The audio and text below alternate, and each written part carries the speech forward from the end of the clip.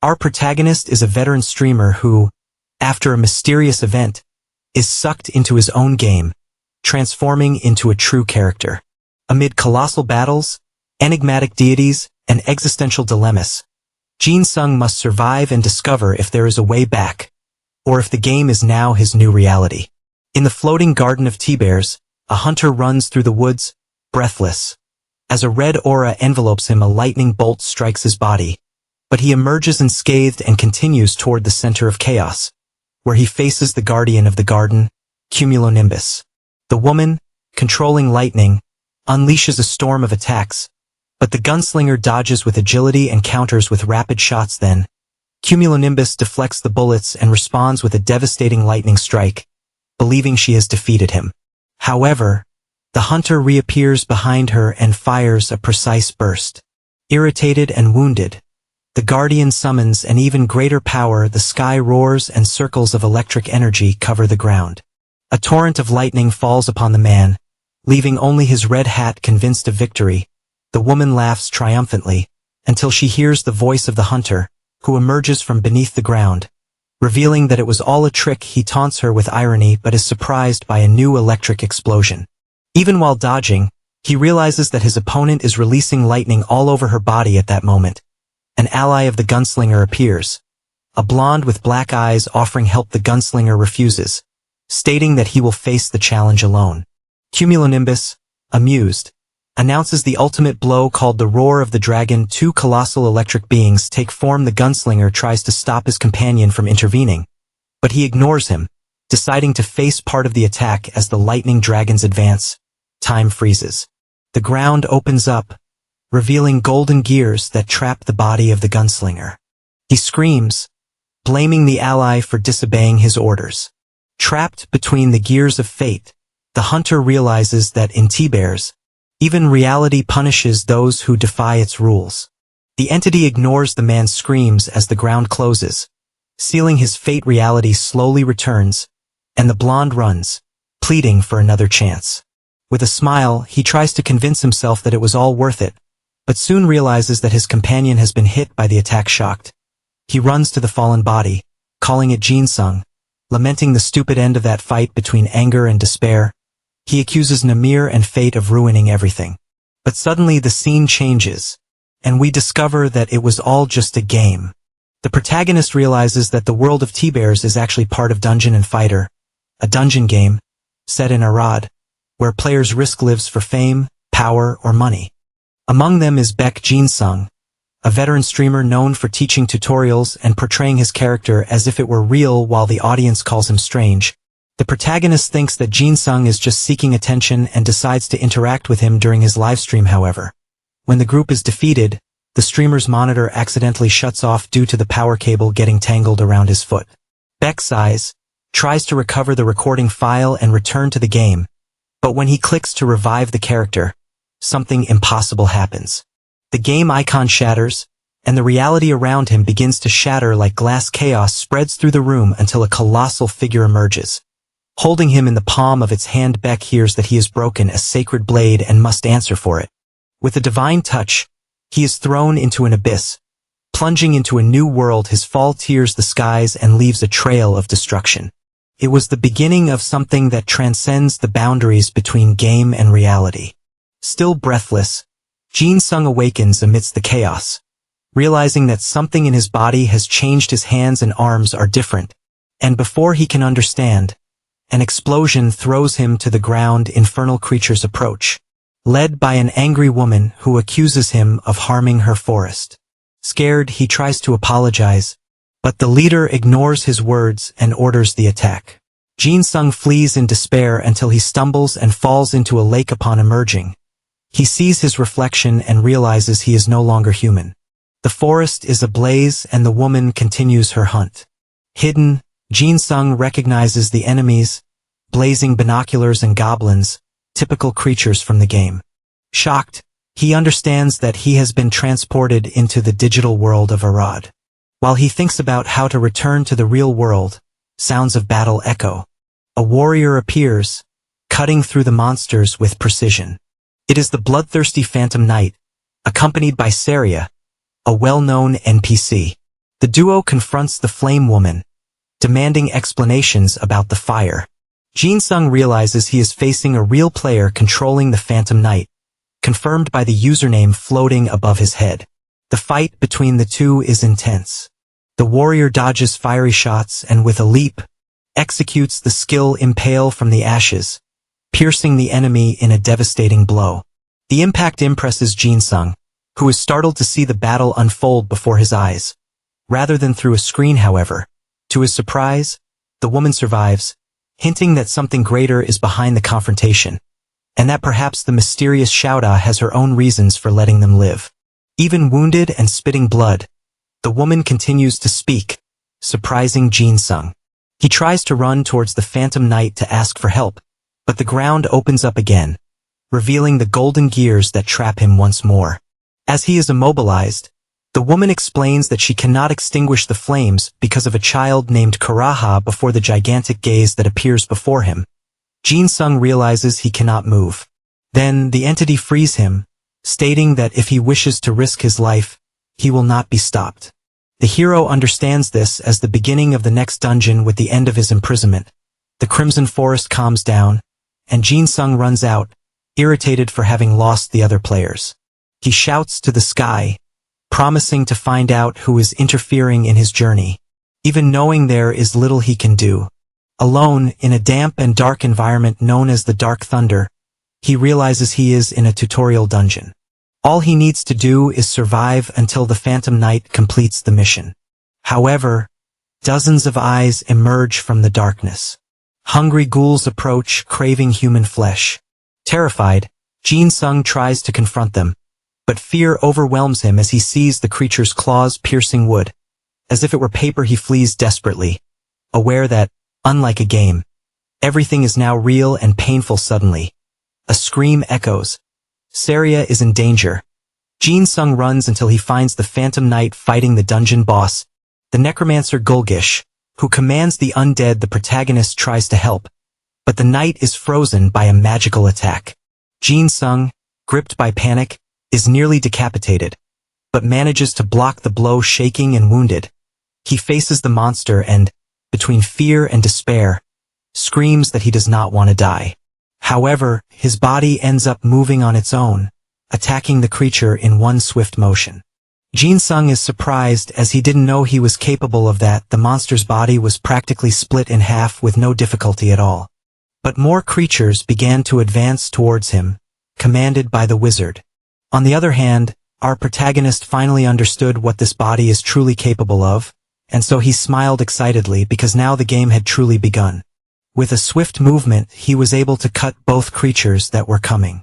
In the end, Jin-sung saw all his skills from at least a decade. The movements remain etched in his memory in an extreme way.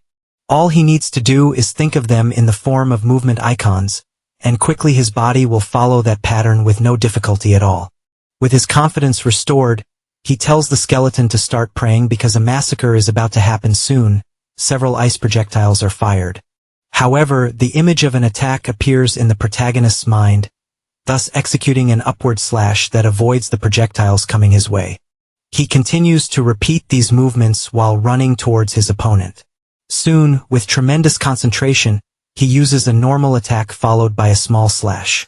And then he uses the same attack as before again, to thus manage to execute something that only an experienced person can figure out. The creature promptly used a gigantic ice pillar to trap our protagonist and eliminate him. Thus we can see from afar as steam begins to rise from that place. And the creature continued laughing, thinking it had won that fight. However, a glow suddenly appeared out of nowhere at that moment. This being our protagonist, who is now behind it, with his blade fully ready to deliver the final attack on this creature, that can now only turn around without preparing for the fate that awaits it. And so our protagonist eliminates it with several consecutive slashes at once. Confused, the creature can only question what is happening in its own language. It is said that if you use the sequence skill, you can cancel the animation, and using this, it is possible to teleport a short distance. In the end, we can see the enormous crystal shatter at that exact moment. This is a skill combo system called Timebreaker. Being a basic technique used to play with the Dark Knight, that body that was split quickly, let out grunts at that moment, and thus began to regenerate while assuming it needed to restore the so-called magic circle. However, a blade was pierced directly into its skull to prevent it from doing anything. The one responsible for this was our protagonist, who commands it to die as quickly as possible since he almost forgot how annoying these creatures are. The white-haired wizard finally falls toward his death, and Jin-sung realizes that the girl has been freed. With that, the dungeon break event finally began, and he accidentally completed the mission for that player. And something suddenly catches his attention as soon as he holds that strange letter.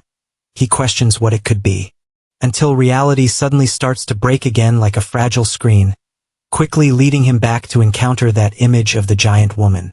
Our protagonist quickly became irritated, saying that this couldn't be happening again.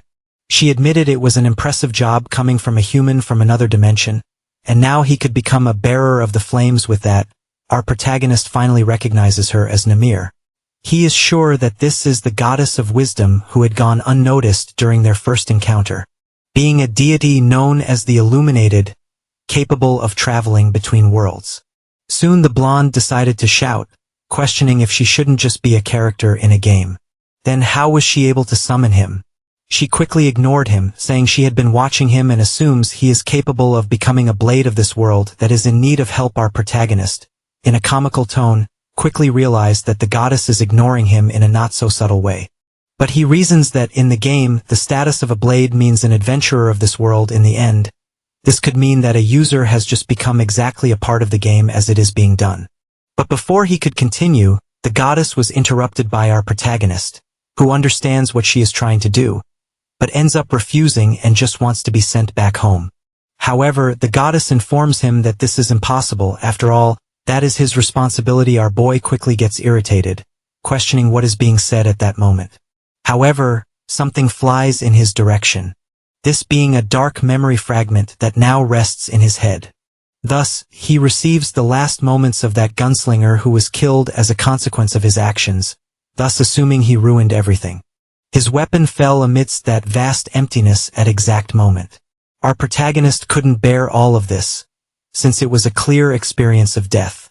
Thus, he ended up vomiting due to the immense weight of what was being seen. It is said that the blade that was destroyed was a human from the same dimension as him because of his arrogance in going against fate. The Lords of Time emerged to straighten the ripples, and all of this ended up being the responsibility of our protagonist. He now understands the weight that is in his hands, and thus realizes that he really ended up killing a human.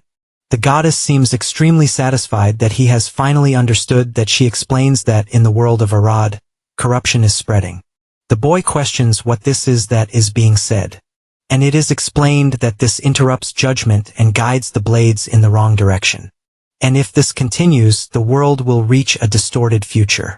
All our little star needs to do is become a forging tongs and guide the players to the correct judgment. Our protagonist absorbs all of this calmly while thinking about this forging tongs. Soon it is said that while the player deals with the wizard, the NPC should purify the magic circle. But since the knight did not move, the girl did nothing either. Although this may have been a coincidence, if he hadn't been there, the girl could have been killed. Now he understands that if this character hadn't survived, then the story wouldn't be able to progress, which would be a system bug. The goddess quickly flapped her enormous wings, assuming he is correct and saying that this ends up being the job of a forging tongs. Now that she sees he is capable of understanding, she decides to send him to move forward from there. However, our protagonist asks her to wait, being ignored again by the goddess, who tells him to help with the blades and purify the corruption while he must find its source. Our protagonist clings to one of the fragments of reality, questioning why she is acting as if she has accepted since she still hasn't decided. The woman says that when he fulfills his duty, she will ensure to take him back to the place he came from at that same time. However, the blonde ends up questioning what he can do with such a low-level character, and he should at least be able to receive a strong ability. And thus, several fragments appear before him at that exact moment. Although she cannot provide powers that divide reality, she will still be able to help you choose an item, so you must do so wisely. Our protagonist gets excited and even salivates noticing so many rare things and epic equipment, which is simply unique. However, he widens his eyes upon noticing something that catches his attention very well, and so he calls upon the goddess once more, who is surprised as he speaks in a serious tone, saying that he will accept, He asks for the crown of the King of Contracts permanently, which is an item that allows him to equip items above his level. Thus, it was granted without any pre-established conditions. Soon, his image began to shine at that moment, and it fused with our boy all at once. He was in shock for a moment as he observed that. Thus, he assumed it was truly special to see this firsthand. Rather than through a screen, the goddess prepares to send him away. However, the boy still tries to ask for a bit of infinite energy or something like that. She laughs, saying it is unnecessary, but she will free him from having to perform physiological phenomena and the stress that comes with them. Our protagonist then understands that he will be unable to sleep or take care of his needs. However, the woman calls him, saying that she will no longer be able to call him. He must find her in times of need, and in the dimensional corridor, he will be able to find a part of her. Thus, she states that she will be eagerly waiting for his greetings in that place. He then finally ended up falling into a dark bush at that moment, until suddenly a voice caught his attention abruptly. This being the adventurer who is now complaining about his game freezing while the NPC approaches, questioning if he is okay. The protagonist thinks this is the same ghost knight from before, and he must still be completing the event. Realizing that he hasn't moved due to his connection, he becomes a bit more tense. Realizing that at a time like this, the situation was indeed dire. Thus, the blonde ends up disguising himself, saying he will follow him from there until the right moment to break free. Soon, the sun began to rise in that completely new world, and now they seem to have finally reached the end of that story event. Our protagonist realizes that this place is indeed the Elvengard village, where he remembers having seen it on his computer monitor. This still doesn't seem real to him, but he has truly entered this world, and on top of that, he is a forge pincers that must care for the existence of corruption. But there is one thing that is becoming very clear at this moment, for he will need to prevent more deaths like that of the ranger from happening before him. And with his determination restored, the boy faces forward, soon smiling and starting to run, saying he will do his best because there in Arad, he will ensure to survive and help as many people as possible. After a while, we can see that our protagonist is thinking about the mission he was given, and now needs to go to the village to know what will happen next. In the meantime, he will take the opportunity to investigate the things he finds along the way. In the end, he managed to learn several things from this. Firstly, he has an inventory, and realizes that he still has his sword that fell into the void, soon getting excited since this is exactly the face of that goddess after all. Thus, he notices he is almost done with what he is doing. Soon he begins to open his status windows, which here are called user information. Things like the minimap and action do not work. The only windows that open are these two, and he wonders if he cannot see his health or magic points. But soon he realizes there is one thing that must be prioritized. For without any surprise, he is a stranger in this world. Just as he had thought, Jin Sung remembers the words of the goddess saying to find in the dimensional corridor of the Archmage. To reach this place where he will be able to return to his world, he needs the so-called reputation, where the minimum is 38,095. However, all he has now are just 6 points that are of no use. Now, he has a long way to go, and the biggest problem is that, contrary to what she says, she is not a good light. For even if he reaches the dimensional corridor, he still questions whether the goddess will allow him to return home so easily. Soon we can see him resting in the dimness of the night. He realizes that he really doesn't need to eat since he feels neither hunger nor satiety, and remembers the phrase about being free from physiological phenomena. Namir ended up saying that if he didn't help, then corruption would lead Arad to its end. However, in the game, the true objective of this goddess is to revive the god of creation and thus destroy the world. Thus, we can see a clear image of the sky breaking apart. The earth beginning to suffer from the collapse of divine destruction. Our protagonist realizes that helping her could mean the destruction of this place where he is, so he observes the fire for a moment while he thinks a bit. Then he throws away the core of the apple, saying that this is all a game, so all he has to do is go home. Our protagonist needs to ensure his survival, and to do that, he will need to go to Hendenmeyer, which is the starting city of the game. Soon he arrives at the checkpoint and questions how many days it took to get there. Well, if he were in the game, it wouldn't take even 10 seconds until suddenly someone blocks his entry. These are two guards who are looking down at him with extreme disdain. Our protagonist is surprised and wonders what is happening, until we can see his clear face of defeat at that moment. Because there is an entry fee and he forgot about it since it had been a long time since he came here. But soon someone approaches, questioning this since they seem very eager to enter. And our protagonist quickly recognizes him as Linus, an experienced blacksmith. The man asks if the young man knows him, to which our protagonist thinks that this is obvious, but he had forgotten since this is an NPC who pays his entry fee at the beginning of the game. Thus, Jin-sung ends up asking for a bit of money to get in, but the blacksmith questions why he would do that for someone he barely knows. Because he could be a criminal, and our protagonist thinks he would only receive this for saving Saria earlier. So he decides to use his acting skills to gain trust, soon putting on a clear scene of crying. Soon he invents a story about a friend of his having phantom limb syndrome, and after it worsened, he came in search of an alchemist to help. However, at that moment, he didn't know about the entry fee, and now his companion is practically being consumed alive by this curse. Upon hearing all that, the old man falls silent for a moment. Looking down at him, our protagonist even thinks that this might not have worked since his special tactic is quite rusty. However, he notices a bit of water suddenly falling to the ground. Catching his attention, these are the tears of this kind man who now believes in the protagonist's lie. The boy tries to call out to the old man, but the elder admits that he has a bit of dust in his eyes. Then he threw several items at his feet, saying that if someone paid the entry fee for the trip, he wouldn't have any idea and would just let them pass. Our protagonist understood those words, and then thanked Lord Linus as a truly sincere person.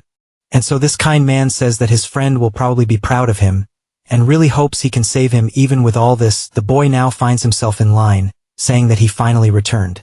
In the end, thank God he managed to remember the official profile of his license, which helped him cross easily, but soon he thinks that he just used someone's trauma for his own gain, and feels a bit of guilt for that.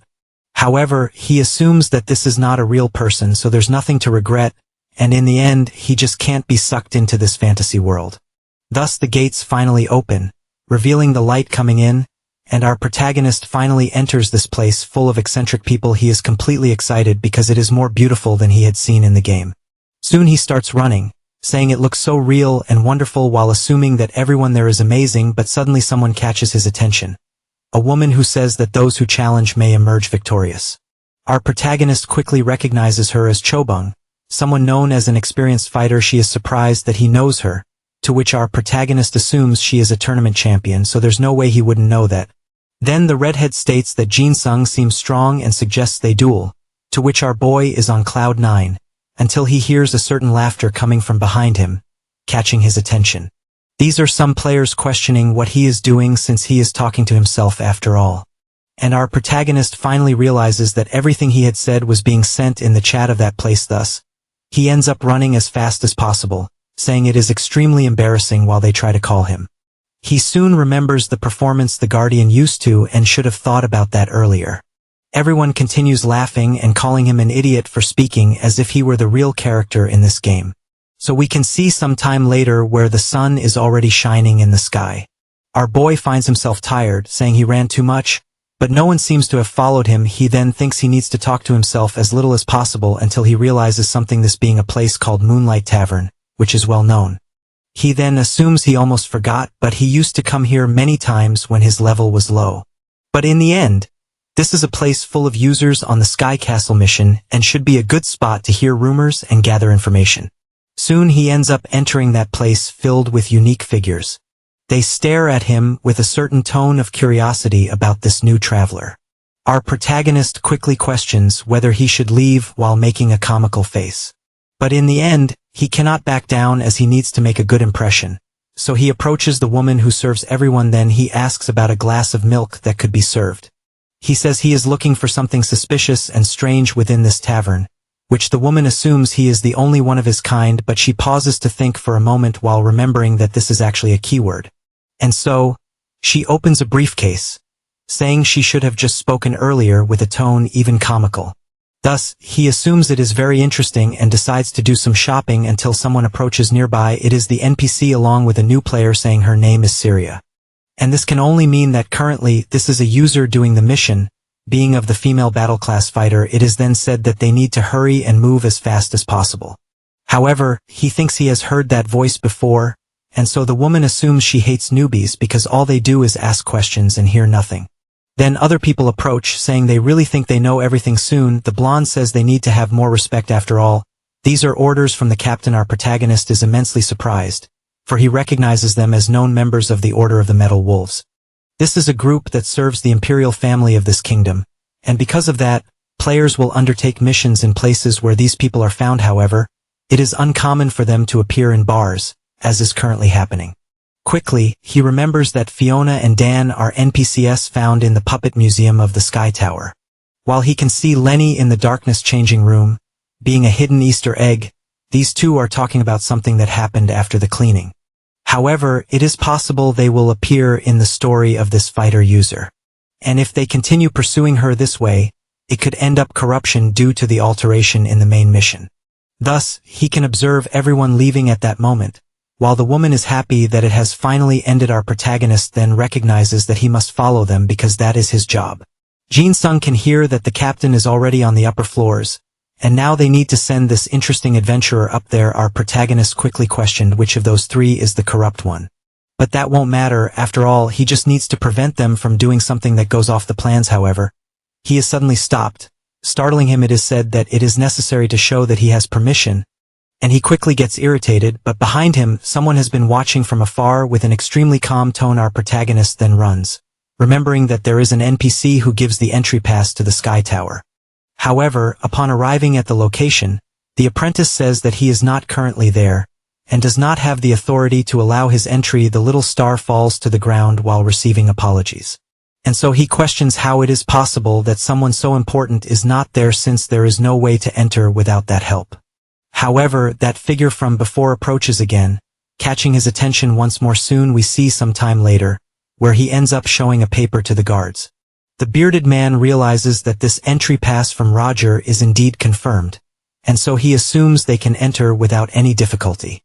Our protagonist quickly grabs it, saying he will go ahead, then laughing immensely and saying that forming a group often helps. He then thanks this good citizen, saying he made things much easier. However, it is said that he was watching him since earlier, and thus reveals his true intention of laughing, saying that he is having a lot of fun with the game since his acting concept is truly hilarious. Our embarrassed protagonist admits that it's just his way of talking and makes his companion laugh more. Upon realizing that he even stutters in messages, he then admits that it is indeed fun, and that's why he will help him defeat a boss without any difficulty, which ends up irritating our protagonist, who is someone experienced. However, he quickly realizes that he cannot let that happen because he cannot receive help from others, so he raises his hand high, ordering to cancel the group immediately. We then see on the other side of the screen where the person asks to wait a moment, but he notices that he has left, which must be embarrassing since it was really fun, and this girl admits that it's strange not to be able to see his username after all. Next we can see sometime later where the sun is already setting and our protagonist is found with heavy breathing. He remembers the name of that user who was called Guest and assumes that he will have to avoid him from then on. Thus, he decides to forget about it at that moment, because this is the Tower of Heaven, and he questions where those three have gone since he has wasted a lot of time and needs to undo the corruption. But suddenly, a heavy step appears at that moment. These are those who are being sought, while the woman says she is fed up with them for not even being able to dodge. The knight tries to say that he was trying to protect the adventurer, as they asked. However, his companion tells him to stop talking because he is getting him dirty with ketchup. Our protagonist quickly realizes that they ended up leaving the user behind, which should be the normal action after all. This can only mean that in the end it wasn't those three, but rather Captain von Wallerstedt, who is the person in charge of the rest of this order. And thus our protagonist begins to run as fast as possible with quick steps down the stairs. His figure moved with extreme agility while the corridors began to follow a straight path. He wondered what would happen if those two met, since if the corruption spreads, the rest of the knights will also be affected. And thus he assumes that he needs to hurry without seeing a strange creature approaching from behind. It ended up attacking in a single strike to the head area. He is startled, but it was a superficial cut. Yet he notices another attack is coming, and so he shoves his hand into his inventory all at once, quickly pulling out his weapon to slice this dragon pup in half. But soon he realizes that several others have appeared above it, thus having to use his own sword to block one of them with a trembling hand. He admits that he has let his guard down since this place, in the end, is already inside the dungeon that is this entire tower. Soon he ends up cutting another of the creatures while advancing towards the more powerful one. This one ended up attacking several times using its trident. However, our protagonist is able to hold it with immense strength, and thus prepares a kick. Hitting it all at once with this, he was able to distract it while another creature advanced from the side. Then the star is able to avoid this attack using a strike from his own weapon. But with the other creature attacking, he had to use his skill, quickly teleporting to a short distance above the beast. However, he noticed that more winged ones were coming, having to once again use the cancellation of animations. With this, his figure appeared further away from those two. While he admitted that the situation is really difficult, there is no time for retaliation since there are many of them there. This warrior soon approached once again while our protagonist tried to use the dark cut. However, he couldn't do that since the creature was faster. Soon he ends up falling near the wall while admitting that he is out of magic points. In the end, all of this is his fault since he didn't level up while he had the chance. But soon there was a sound that caught his attention, this being one of the traps in the area that ends up emanating a glow, and thus releases a blaze of flames upon this army. Everyone is extremely injured and more vulnerable at that moment, and our protagonist then realizes that this statue is exactly a trick that is nearby. Right after, he remembers that at the end of the statue route, there is something that catches his attention. Finally, he ended up running as fast as possible while everyone screamed in his direction. With this, after covering a certain distance, he realizes that he has finally found the recovery magic circle.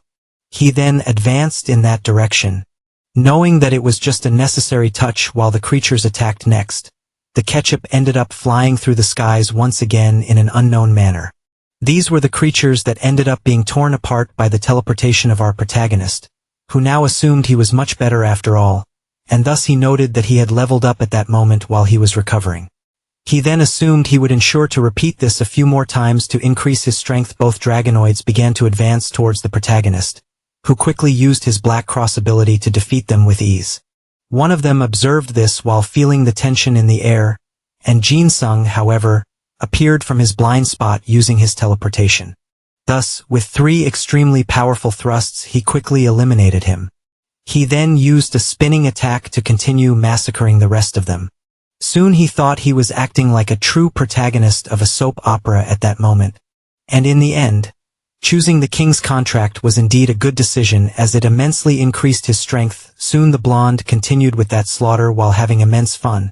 Until suddenly, we could see a giant figure emerging. It swung its tail, and noticed the bodies of its companions. Our protagonist quickly stated that he should have left earlier, as he was now at a considerable level to face it. This is the nest of the dragonoids, and their leader is called Lakias, who claims to have spotted a stranger polluting the land of the skies. Thus, he orders his servants to begin cleaning this floor stained by the human. Quickly the creature advanced with its trident towards the protagonist, who dodged, soon using a quick strike to appear behind it and cutting its leg, causing it to fall. Then, with a black cut, our protagonist was able to split it in half. However, he looked back seeing the other creature approaching, and with his classic teleportation ability he managed to evade, soon appearing behind the creature with a smile while saying that it was slow. He prepared to launch a strike. The beast prepared while sweating with tension. However, suddenly it saw our protagonist passing by it and ended up hitting a nearby pillar. Everyone was paralyzed by this comical scene at that moment, and our protagonist was completely frozen, embarrassed and laughing. Thus, the creature took advantage and, with irritation, punched him in the face. Then we can see some time later where he continues eliminating the creatures. He quickly decided to focus on those that were farther away above that had advanced towards him all at once. However, an explosion ended up happening. They then rose from the cloud of smoke, hoping to have hit him. But our protagonist appeared behind them at that exact moment. He then charged at them, saying that these insects were becoming annoying, and jumped towards them. However, he ended up using the crushing leap, striking the ground. With that, the creatures took the opportunity to strike his chin. At that moment, it is said that the combo system allows you to skip the loading time. However, this is only allowed if you use an order in the right way. Due to this restriction, depending on your choices, it will indicate your skill with this class. Soon he ended up saying that he chose foolishly, and in the end wasted the ability twice while not noticing a trident approaching. But his instincts screamed, and he was able to defend himself while realizing that this was not just a game, but his life depending on it. However, his opponent, using its tail, was smarter and grabbed his leg. Thus, Knocking him to the ground and surprising him, our protagonist quickly dodged the thrust of the trident from this creature that was attacking him, and thus flexed his leg, revealing his strong muscles. Then he pulled the lizard's tail, thus unbalancing it at once, soon charging at it using his blade to eliminate it quickly. However, it was not fast enough, as another creature ended up striking him from behind and piercing him. Our protagonist dodged, but realized he had come very close to a premature death. The one responsible for this was the boss of the place, who is currently growling at this very moment. Soon after, he shouted while approaching the protagonist with immense rage. Our boy, on the other hand, prepared a strike at that moment, thus launching a large wave in his direction all at once, but it ended up being reflected by the boss arm, which felt no difficulty.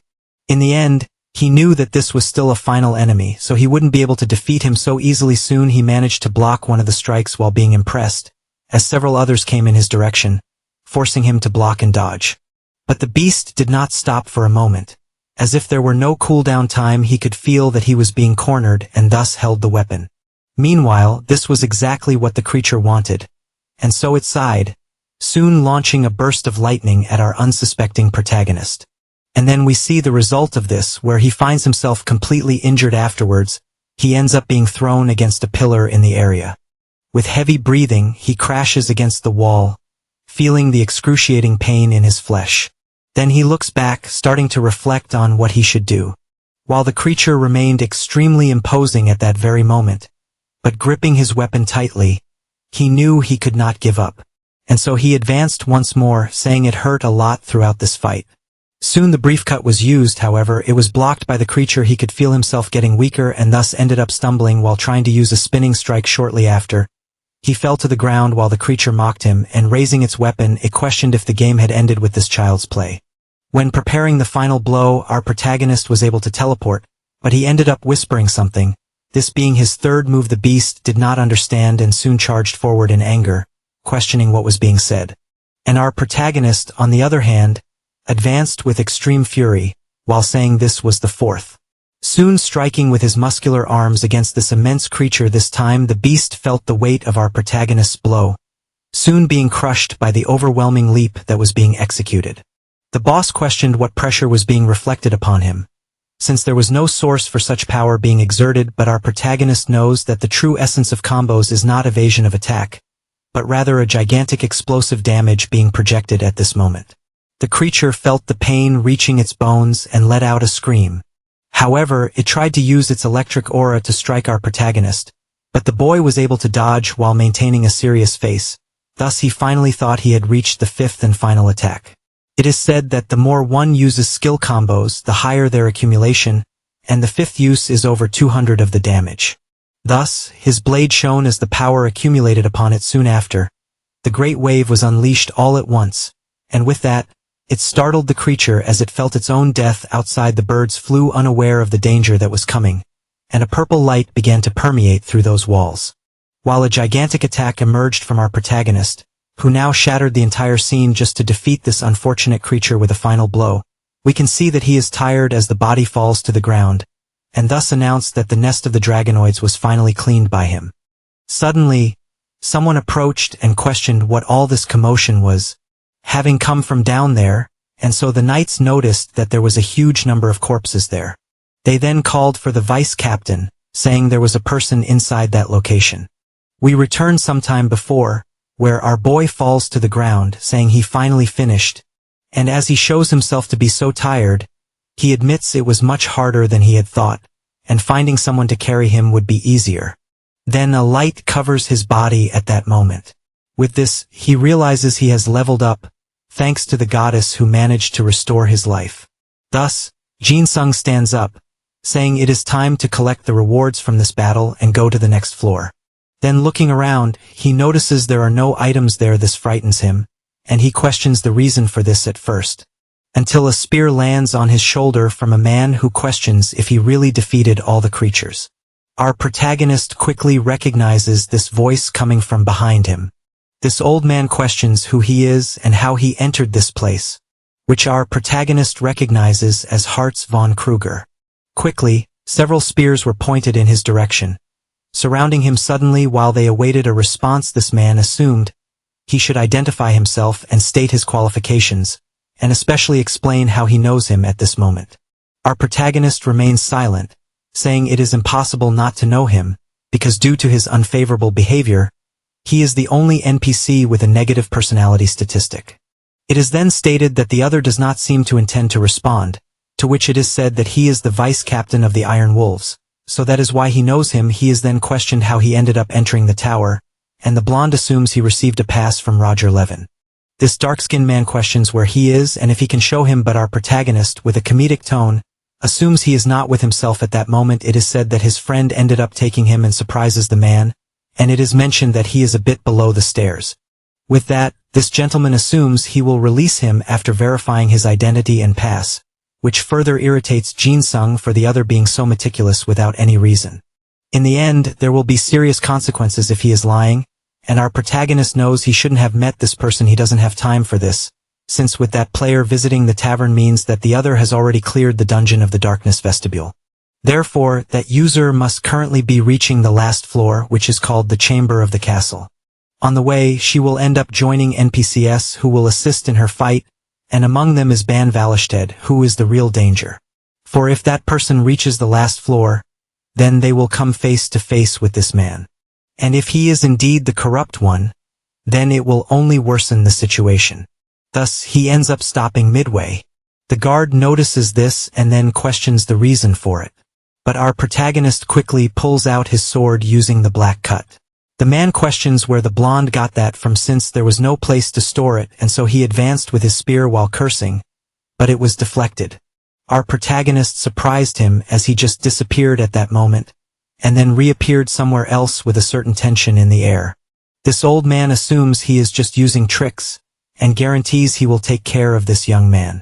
But our protagonist assumes he is on a difficult path, and therefore will jump. Thus, he uses his teleportation again to make a leap and escape from there. Everyone starts to follow him all at once in a comedic chase. In the end, never having discarded his sword practice was a good thing. And as he looks at his inventory, he notices something. Suddenly, this gentleman throws his blade in his direction. At that moment, the boy pulls something from his window as a form of retaliation. Soon that spear ends up hitting a bomb at that exact moment. And thus, an explosion occurs at the location, surprising this gentleman, who ends up cursing the protagonist while holding his companion's spear. He then advances, saying that this is indeed a pathetic trick. However, he widens his eyes upon noticing something, and says that the boy is just a mere weakling. While observing a black liquid on the ground, our protagonist is far away at that moment, and thus lights a bomb while finishing spreading it around the area. Everyone gets scared and tells him not to do that. However, the boy does it anyway while being called a terrorist and is told he will be killed next time. But he says they don't need to worry. After all, it only makes noise and doesn't cause real damage, and this combination is really something for beginners. He never thought he would use the items he brought from the tavern, and thus silently thanks Zushia for giving him this. Soon we can see a passage of time where the sun is already setting. The boy assumes he has wasted a lot of time after all, and thus wonders where the fighter is until he sees her further ahead. Then he is startled to realize that he has also been noticed. He would then face her, realizing that there is another adventurer there. Soon, Aganzo assumes he must hurry to a safe place, but his companion assumes that if he values his life, he wouldn't have come here, and thus guarantees that the young man just needs to make sure not to hinder them from then on. Quickly, Jin Sung ends up recognizing Panvalestit and assumes he has found him, until someone shouts from behind him saying they found him. Thus our protagonist is startled to see the man he had evaded. This man, completely irritated, assumes that throwing a bomb in his face was extremely disrespectful and now has to respond in kind. He is soon questioned about what is happening, and our protagonist realizes he is in trouble. Then the old man tells the captain to grab this meddler as quickly as possible, and so both prepare to duel, frightening our protagonist, who now realizes he has nowhere to run after all. The man, completely irritated, hopes he is prepared. With that, he gives an idea to our boy at that moment, who then points upwards, saying there is a flying naked man wanting to relieve himself on them. Everyone looks up and assumes there is nothing there, but our protagonist is clever enough to jump at that moment, thus descending several floors at once towards a probable death. Everyone was startled to look down with visible confusion on their faces. Our protagonist quickly shoved his blade into the wall, soon managing to slide down it and head towards a safe place, where he finally manages to reach the desired floor, thus entering with a leap at that moment, and lands with a bit of evident difficulty in his breathing, but he assumes that he was right in front of him, and luckily it seems that the corruption hasn't spread. Regardless of their plan, he needs to find a way to purify before they reach the next dungeon. Soon the woman assumes that this person was indeed strange, of which it is said there are many like that. In the end, they should just forget about it, since he finds himself exhausted, and thus suggests they take a break before the next floor, so he can see sometime later with someone breathing heavily, being our protagonist, who doesn't want to see any more stairs for the rest of his life, and thus wonders where that fighter is. Until someone shouted for Pan to stop what he was doing. Quickly the protagonist advanced, seeing in front of him the scene of this man about to attack his companion. He assumed he had arrived too late while being startled, but that was actually just a situation of massage among friends, since this man is actually extremely generous. Our protagonist fell to the ground, incredulous to hide at that moment. He observes from afar while believing that everything is still fine. In the end, he ensures to keep an eye out, since he needs to see the true colors of this man to purify him. However, it is clear that he is already doubting his suspicion about this man, for the other did not try to harm the other NPCs, or even the user, and even his position as captain is evident when he does not try to control the order of the knights. In fact, everything he was thinking occurred in the opposite way, since this guy seems to be completely normal after all. Soon, it is said that they need to investigate this floor, since it will be easier to find a master, and thus he assumes he will go with Ban from there next. The man in high boots begins to approach, thus standing in front of the fighter and staring at her with a smile. Soon, he brought his hand closer, putting our protagonist on alert once again. But as a good person, he just assumes he will see her later. In the end, he seems suspicious, but has still done nothing, and even now followed the role that was originally being played in the game.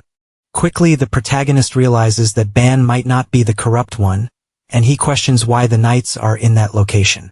Based on his experience, Jin Sung thought that the knights wouldn't appear. However, it was impossible to see the outside, and this could be omitted by the game itself. Thus we can see that both men have just arrived in front of the enemy, which consists of several reanimated creatures ready to defeat them. The two prepared themselves while it was said that the owner of this place has no manners, and thus assumes they need to go to the boss. Our protagonist quickly realizes what is being said and begins to reason. Since stopping to think, he recalls that when he defeated the last enemy, he obtained a card.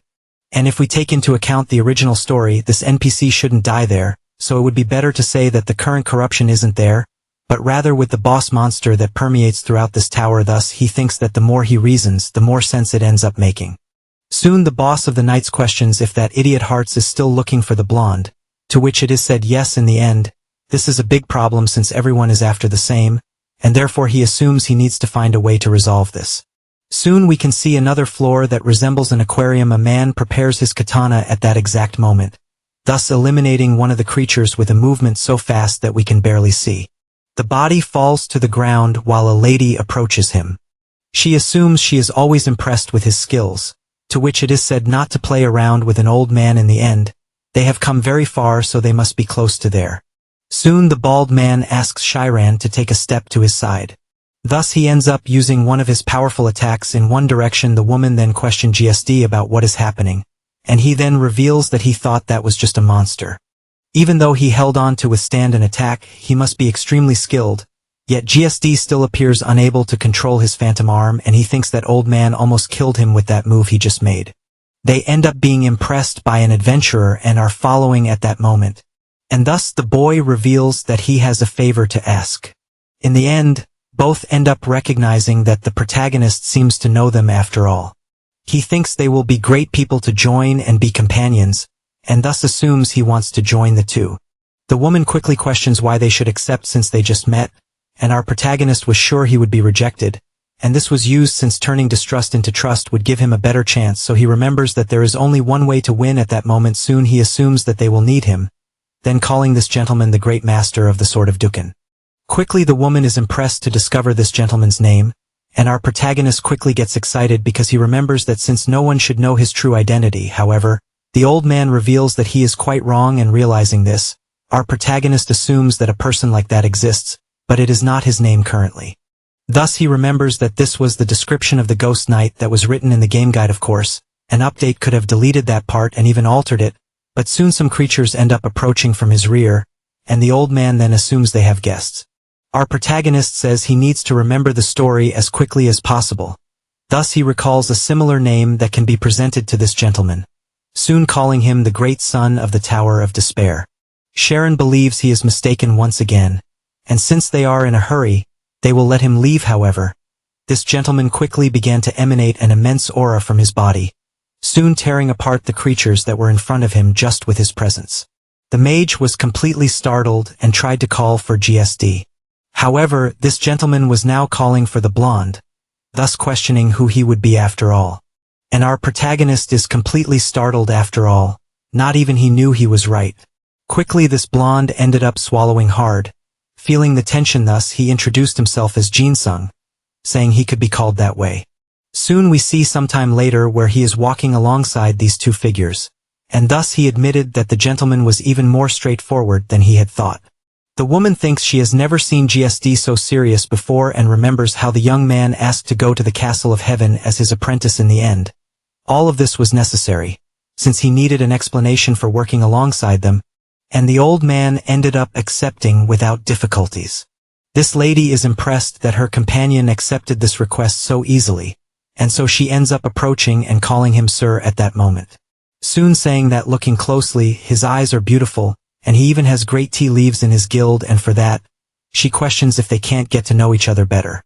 But our protagonist quickly declines, saying he has no intention of going to the Tower of Despair, and questions if he really looks like someone who would fall for that. Soon the woman assumes that the two might end up making some deals to sell information, but the little star again says no.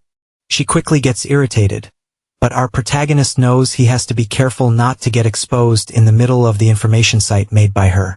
But soon something catches his attention, and he questions if she happens to have any piece of the colorless cube. Sharon quickly shows it, and our protagonist reaches out with his hand to take it from her, and she questions why he is doing this and to return it, but the elder promptly tells them to stop chattering so irritatingly. For they seem to have finally arrived. Our protagonist announces that this is indeed the Lord's Palace, being the boss room, and the woman says she will put the items in her account. Soon several footsteps end up approaching at once, thus surprising both sides by this encounter. They then introduce themselves, and the man questions where they should go, but suddenly, a huge pressure ends up projecting throughout the place, forcing this captain to raise his sword at that moment. Feeling that, he questioned what it could be while feeling the strong grip on his sword. But soon he was startled upon opening his eyes and seeing something approaching, and then he had to strike to reflect the attack and not suffer anything from it. His companion soon approached and questioned if everything was all right, to which it was said that it would have been easier if he had arrived earlier. Then this immense creature with bluish skin says he is Psy-Art, the Lord of Light, and thus questions who dared to climb up to there. For below the authority of the Dragon Lord as the Lord of Light and guardian of this area, he orders them to leave as quickly as possible. Meanwhile, we can see the screen of the person who is playing at this moment, moving their mouse like this, choosing to skip all this dialogue that is happening. Soon the fighter ended up running towards the opponent as fast as possible.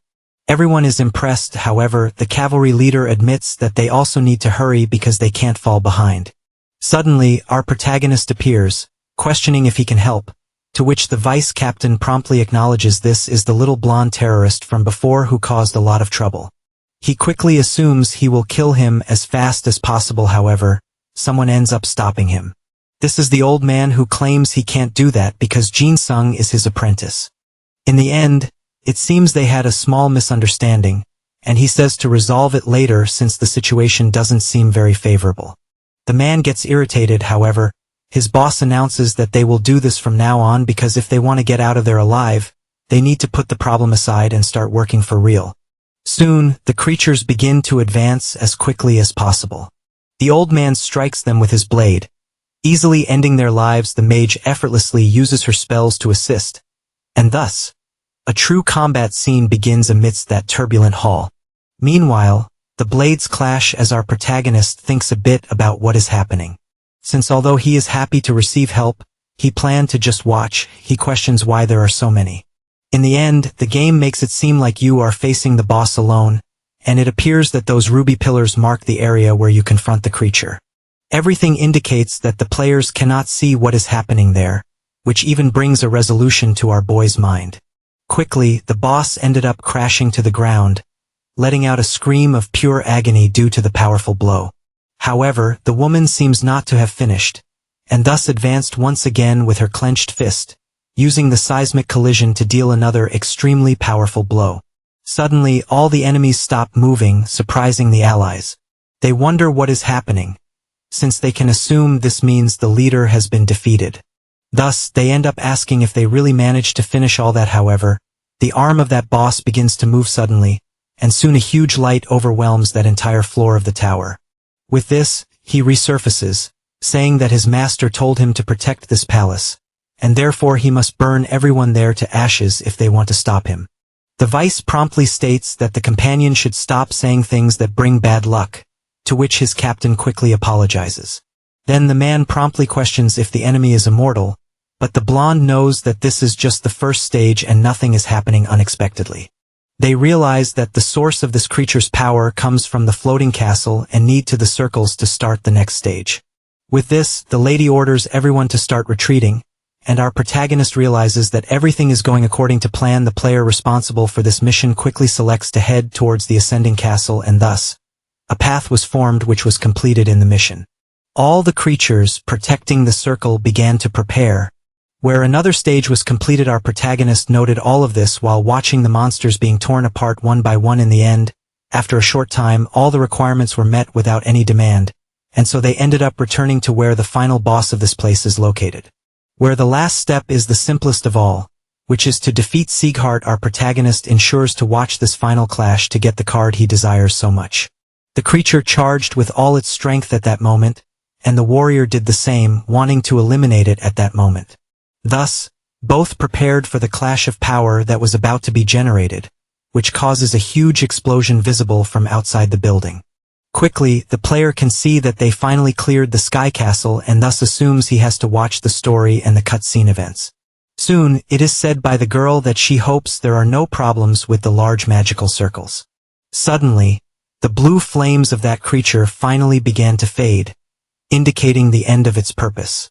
And our protagonist stood behind it, waiting to see his final prize. However, he is startled to see that he got nothing from that creature that should have been corrupt. Outside, we can see that several birds began to fly towards the top of the tower, but they end up hitting their head against the light that was protecting above. Everyone watched that while admitting it was impressive. Since they can no longer progress, they questioned what that could be. In the end, the group of adventurers is looking for signs of the apostles, and it seems that corruption might end up messing everything up there. The mission in the Castle of Heaven has finally ended, and he hasn't received any corruption letters. He quickly starts to reason that perhaps something could happen that he himself might not have noticed.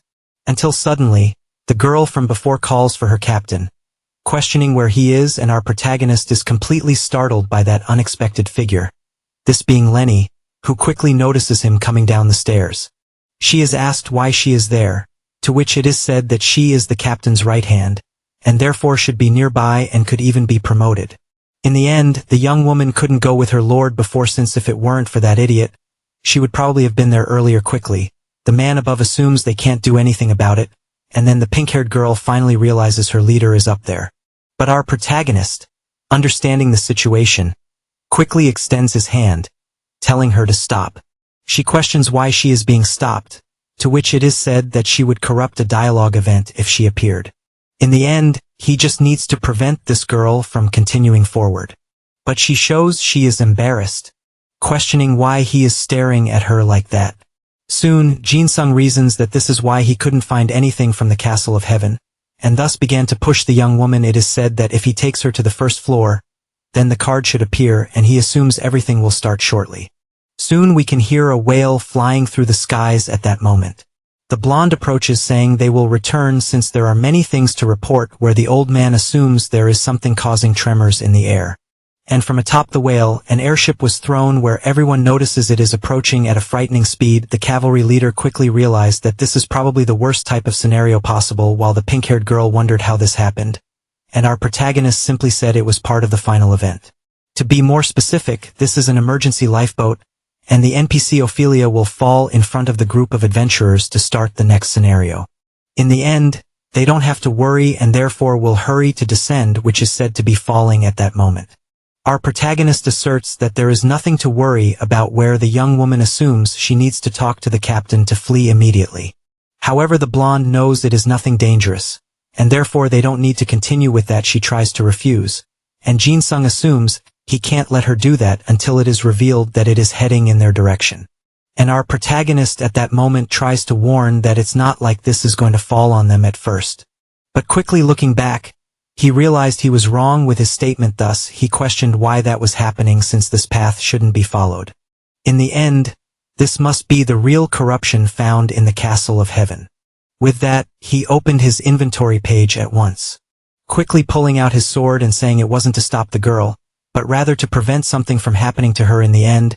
It is already too late to flee, and therefore he will have to destroy this object, but soon he remembers the words that came to his mind about the explanation of how the next scenario will open. It is said that the story must be followed correctly without Lenny falling, and this lifeboat must also land safely. Thus we can observe more closely where a person is steering, where it is said that the progress of the story is being altered at that moment. Our protagonist thinks that this cannot be the ending he has been seeking. Soon he remembers messages from the past where they said he was someone who always gave up too easily on things.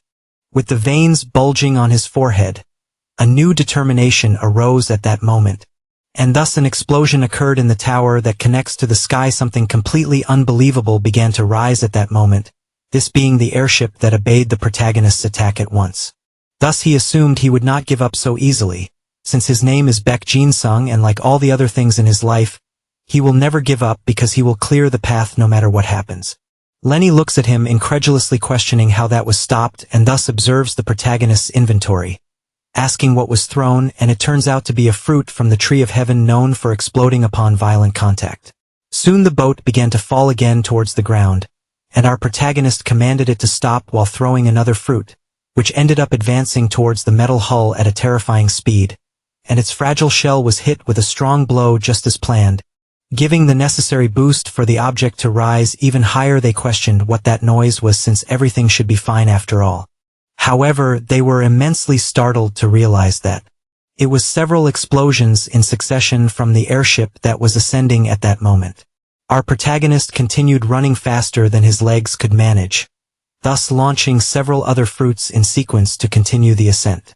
In the end, he admitted that he could do this, since that was the only way he could accomplish it. 2 fruits were thrown at the same time to try to finish it all at once. Lenny wondered what that idiot was doing and tried to reason what was happening. Our protagonist quickly pulled another fruit and threw it at that moment while assuming he would reach the top. However, he was startled to realize that nothing had actually been thrown from his hand, and as he looked at his window, he noticed he had run out of supplies all at once with those movements. Quickly, the airship began to fall again towards the abyss. The girl realized there was no longer enough thrust, which meant a new fall would begin, but suddenly, she noticed something flying in the sky. It was our protagonist holding something in his mouth, which ended up breaking at that moment to perform something unique. This being a sequence of teleports used with extreme efficiency. He assumed that if it was for this reason, then there would be a 100 chance of success, soon placing his sword against the metal hull of the object, thus creating an extremely powerful magic circle.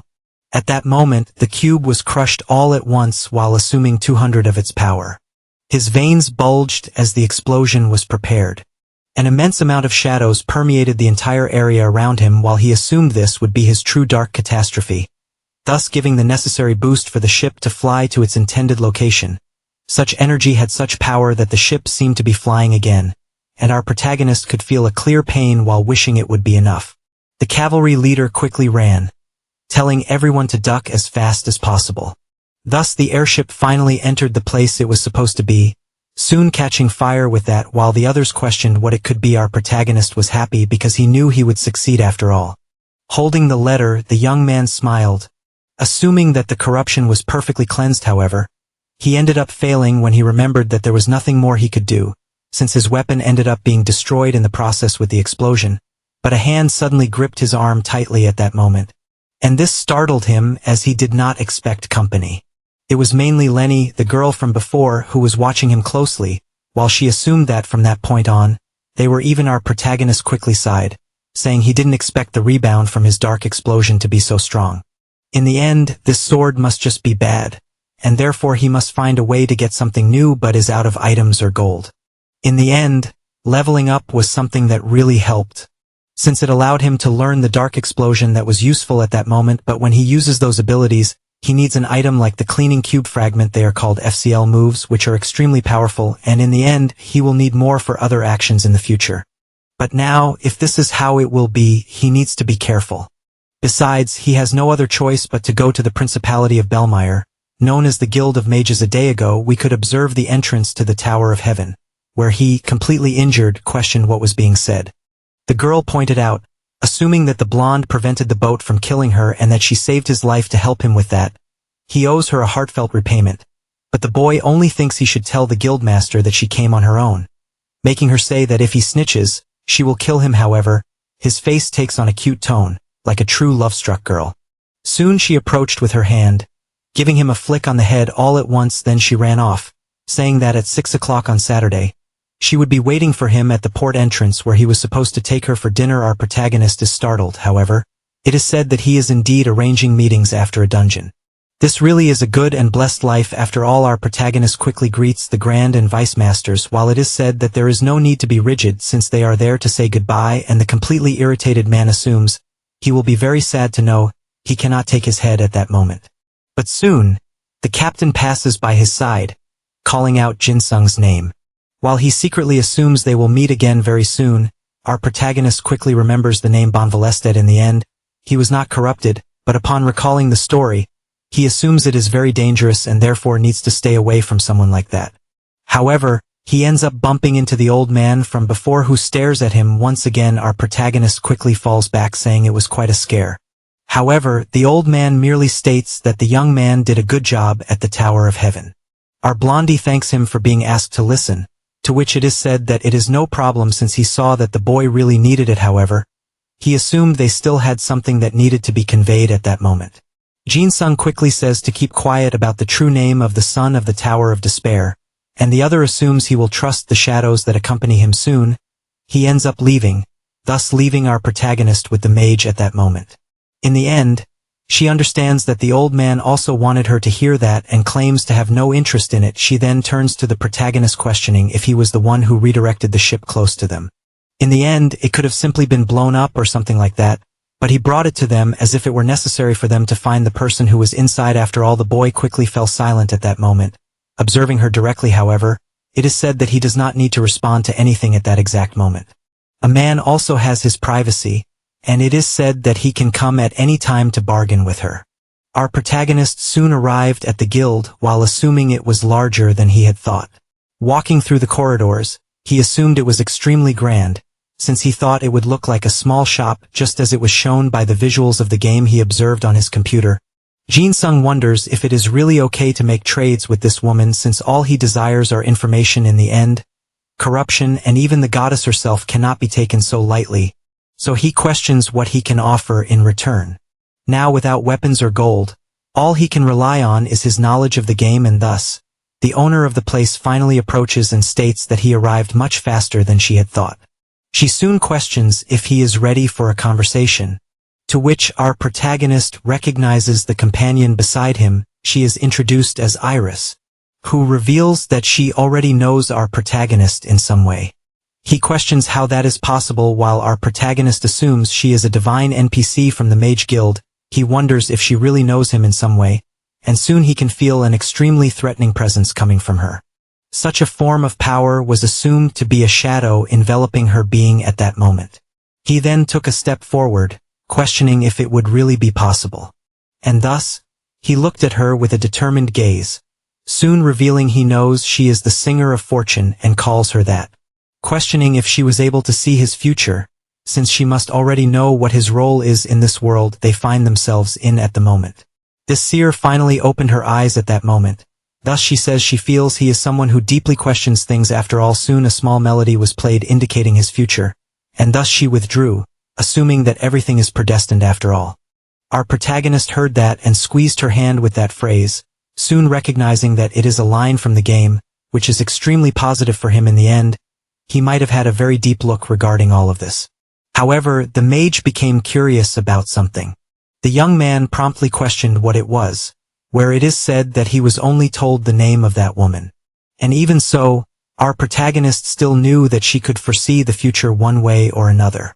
In the end, he knew GSD was aware of the airship and even knew Iris' identity, and with all this, he questioned who this man really was. Our protagonist thinks he has ruined everything just by saying that, thus, he took a step forward with his confidence restored. Soon facing the woman for a more private conversation, saying that now is the time to reveal his true identity to her. He knew this was the only option and thus admitted that, in fact, he was a person capable of seeing the future and altering it in his own way, and this is the only way he could use to sell information to this woman. Then, a few days passed and we could observe the Mage Guild. Suddenly, something rushed through the corridors as fast as possible, almost knocking over the shelves due to the immense hurry being followed until it reached the door of the leader of the place where our protagonist was at that moment, and thus, a young woman approached, calling for the guildmaster immediately. For they had a problem where it was said that that person had gone away, thus explaining that Lorien had indeed disappeared. In the end, the woman showed concern since that little pest had really vanished just as previously stated. Soon the magic stone was shown, and even though they tried to call her, there was no sign of response since the previous day. Quickly, the lady asked for them to search for her in the surroundings as fast as possible, which was understood. Our protagonist was behind the door in silence at that moment, and thus, he stepped out, assuming he was right since Lorien Cornera had indeed vanished, known more for her arrogant personality than for her abilities. In the end, he foresaw the future where she would eventually be found after her disappearance. The woman stared at him from afar while the light from the window permeated. And thus, he thought he must be crazy for saying that and questioned if it was a work of his own. In the end, this is a completely different problem from the recognition of information about Iris and Mr. GSD. However, when he remembered the airship case, he reasoned that our protagonist really does foresee things, but he shows himself to be completely cunning after all. This is an event that occurs after the tower incident, and now he doesn't need to pay much attention in the end. Still, it seems that the mage still doesn't fully trust him. Then she apologizes for today while assuming that the woman must find Kargan as soon as possible. Quickly, the woman recognizes him as the dark elf from the city. She really doesn't understand how he can be useful, but the protagonist just says she must do it since it will be important. For in the end, she will need several daisies for a future very soon. Thus, we can observe the city where a huge circle protects it from above. Our protagonist thinks that Sharon is almost believing him, and if he can ensure the city's safety, then he will get what he desires. Most incidents are resolved before any damage occurs with the help of users who take on the role of adventurers. In the end, he will end up several rewards in exchange for his help and wonders if he should ask for some gold potions or something even more expensive. Stopping to think, Jin Sung is practically deceiving everyone, but technically he isn't lying about his information. But suddenly, without paying attention, he bumps into someone who quickly recognizes him while the protagonist assumes he has spoken to himself again. The girl on the other side of the screen assumes that it is not common for most players to act so strangely, but recognizes him as a dark knight, quickly questioning if he was at the Sky Tower a few days ago, thus surprising our protagonist, who quickly turns his back assuming he doesn't know her, at which point the man recognizes him at the same moment, assuming it has been a long time since he last saw him. In the end, it is said that he continues to act. However, his level remains very low, and thus he wants to know if he wishes to be carried. Then something catches his attention at that exact moment, and thus he whispers for Jin Sung in a private message method that makes him shout in surprise. The girl starts laughing a lot at that last message she just read. In the end, our protagonist ended up getting startled just by a subtle message and questions the reason for that, further irritating the blonde, who quickly realizes that his name was mentioned and questions how he knows that. With this, that guy assumes that the username is indeed his real name, which is quite funny. In the end, our protagonist quickly questions since when that is there after all, since even before the Sky Tower no one managed to recognize. Meanwhile, remember that you ended up introducing yourself to the gentleman as Jin Sung. In the end, he didn't have a username until then, and reflects that his actions really have some strange effects. Soon the stranger snaps his fingers, admitting that he likes him quite a bit, and so he asks him to join his guild immediately, for if he accepts they will give him infinite equipment and potions in addition to being carried through various dungeons, but our protagonist simply declines. The man seems to ignore it, saying that there are several tutorials and things like that until the boy gets distracted by something else. He quickly recognizes that voice and passes by that figure, heading in that direction. Ophelia continues shouting and claiming that she will take revenge no matter what happens. Our protagonist watches from afar, assuming that she is the survivor who was on the burning airship. Soon something attacks suddenly, causing her to drop her dagger. These are the knights who say she can't exert herself since she is too fragile, and the blonde realizes that this is the story of the behemoth. And he quickly notices that the user doing this mission is Muse from the archer class. Soon the other guy who was talking to our protagonist wonders where he went during the explanation. The young woman promptly claims that the temple on top of the whale is her home. Everything about the people from this place is kept like family memories, but unfortunately, Lotus made the believers attack each other to death, and now the girl can't just sit and wait for everything to fall apart. Our protagonist watches from afar while thinking about that, since on top of the enormous creature is the Global Order, a religious organization that protects relics above. The reason this young woman descended was that Lotus is attacking at this very moment. It is described that apostles are called rulers of the demonic realm, and there are 12 in total, and they are the main villains of this dungeon world. In the end, he didn't want to mess with him but just needs to deal with the corrupted ones, and so he observes the user calmly. Quickly, the archer turned at that moment, attracting the attention of the two men. Soon they realize that she is withdrawing from that moment, which is really an inconvenience, but it doesn't matter, and they will just go back together before the sun finishes rising, and our protagonist realizes that this is how dialogue pooling works. In the end, none of them seem to be corrupted, and Pan and Agonzo will arrive at Behemoth when they return together. As this scene ended along with the dialogue, he needs to leave as quickly as possible. However, someone approaches while desperately shouting for the captain. Our protagonist is startled since he was sure that cutscene had already ended, but Lenny shouts that he will go with him no matter what happens. After the conversation with Ophelia, the group of adventurers directed by the temple standing walls will pass through a dungeon that covers the entire giant whale. In the end, Ban, the Ganso and the adventurer would end up going together and alone, and this means that Lenny shouldn't be there no matter what happened. The girl keeps insisting that she wants a chance to demonstrate her skills, but the man assumes that this is not the type of mission she should come on. The vice master quickly covers his mouth, apologizing and saying he couldn't stop her. But this gentleman appears to be thoughtful at that moment while hearing that this is not the type of enemy they can face, and then he ends up laughing, saying that he can't stop her and therefore agrees to go together, which surprises the protagonist. If the young woman is also going, then this mission is definitely corrupted and he needs to find a way to prevent this, just like what happened in the Sky Tower. He observes that figure completely animated while reasoning the possibilities, and so he thinks that they said they would be leaving at dawn, which could be the ideal chance. With that, we can see that the whale continues flying through the sky at that moment. Soon we see the city port where the waves crash forcefully with a heavy atmosphere.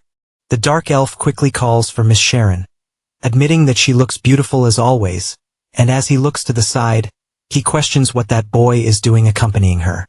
Soon it is said that he is an important guest staying at her guild, and our protagonist realizes that all the equipment is bad. He then asks if Margarita can take off soon, to which it is said that she just finished applying oil and can rise whenever she wants. However, he assumes that it is not for him and remembers when our protagonist arrived. In the early morning, he shouted in fright where the woman questioned what had happened, to which it is said that the future arrived earlier than expected. Some things will happen in Behemoth, and then the situation will spread throughout the city. She remembers that she will only know the details after she returns, and thus accepted our protagonist's request to reach the flying whale. The woman realizes that he is picking up more and more items in the end, but his information is valuable enough to be worth it.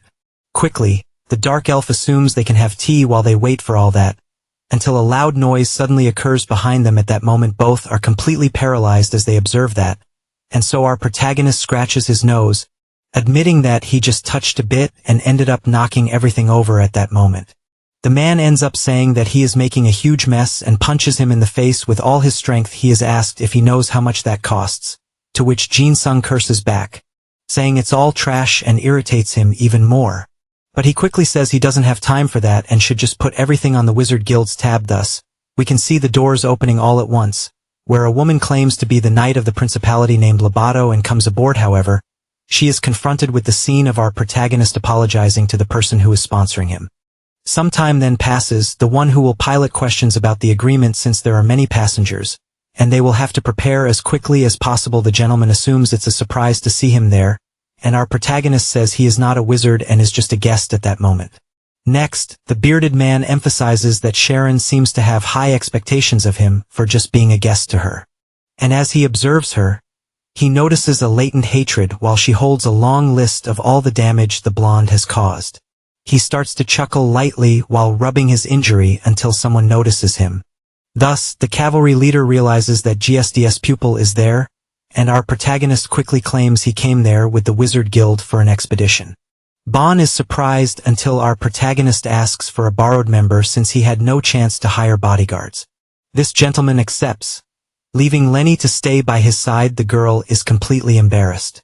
However, our protagonist, with a mischievous smile, assumes he can monitor her more easily this way with her mind completely clouded.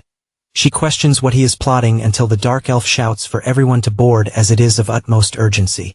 Suddenly, the previous adventurer approaches, saying that everyone is there.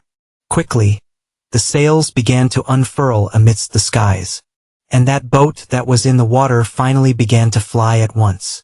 The pilot promptly put on his glasses, assuming they would depart as quickly as possible.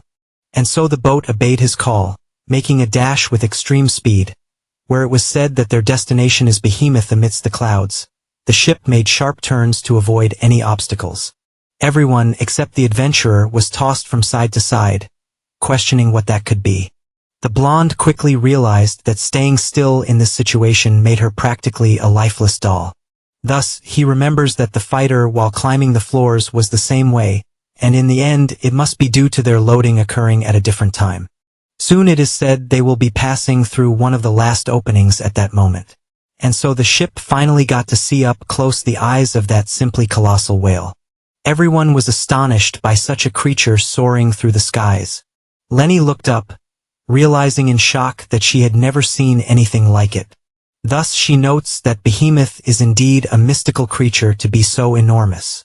Soon we see sometime later where they ended up landing at the location they desired. Filled with the bodies of those who lived there, the pilot assumed he could not dock, and thus must send a signal when they want to return. This scene was silent due to the enormous amount of heavy aura spreading around, and the captain assumed that the Sky Tower was an extremely cleaner place than there, where his companion assumed it was worse than he had thought. The dungeon opening event finally began, so he assumed he needed to keep his distance, so she wouldn't see him soon. The captain says that according to Ophelia, the lotus is located in a certain place. But suddenly a man approaches, desperately asking for help. The captain quickly recognizes those three eyes molded in the mask, which means he is from the global order. However, what was hiding his face began to crack suddenly while saying he should kill repeatedly, until from his body several tentacles started to emerge suddenly. This man begged for his death as quickly as possible before being controlled by the creature, who then said that those who disobey Lotus must perish as soon as possible. Soon the other creatures began to advance towards the group. The cavalry leader promptly attacked, using his sword to finish off some of the creatures. He told the adventurer not to feel any remorse, as they would think of it merely as a favor for those who would not recover.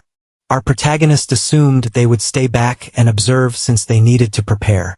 She put her hand forward, saying he needed to be careful as he didn't have a weapon, which the other disagreed with. It was said that earlier he looked for an interesting purchase, and as soon as he showed it, the girl was surprised. However, they didn't notice one of the creatures moving. While hearing that it didn't look like a sword, quickly the monster lunged at the girl, who was distracted by our blonde girl at that moment, until suddenly she was pulled back in one swift motion by a hand. That being our protagonist, who drew his energy sword to eliminate the creature quickly. The creature remained alive, groaning in pain, begging for a quick death, and Jin Sung obeyed that request, performing numerous light cuts, ending by completely shredding the creature in one go while sighing with an extremely charming tone. He asked if Lenny was okay. The girl looked at him with a flushed face of excitement at that moment, until sometime later, we can see a bridge with some sounds. Responsible for this was the archer, who was now piercing another creature. It was said that for now things were finally clear and the path could be followed. The bearded man quickly informed that the adventurer might have noticed something, since there had been eyes on them since they left the outer walls, but they picked the wrong people to spy on, and so we see that only one woman is staring at them from afar at that moment. Generally, both should try to catch them. However, it was said that they should continue on their path, for they were already approaching the area within the jungle that was their objective. Soon the cavalryman decided to question whether the people whose minds were controlled were still capable of using magic, but our protagonist thought not, as they were merely the remnants of the battle against that person. The member who had not yet been controlled was called Isadora, who ended up chasing the group and tried to kill them before they had their minds controlled.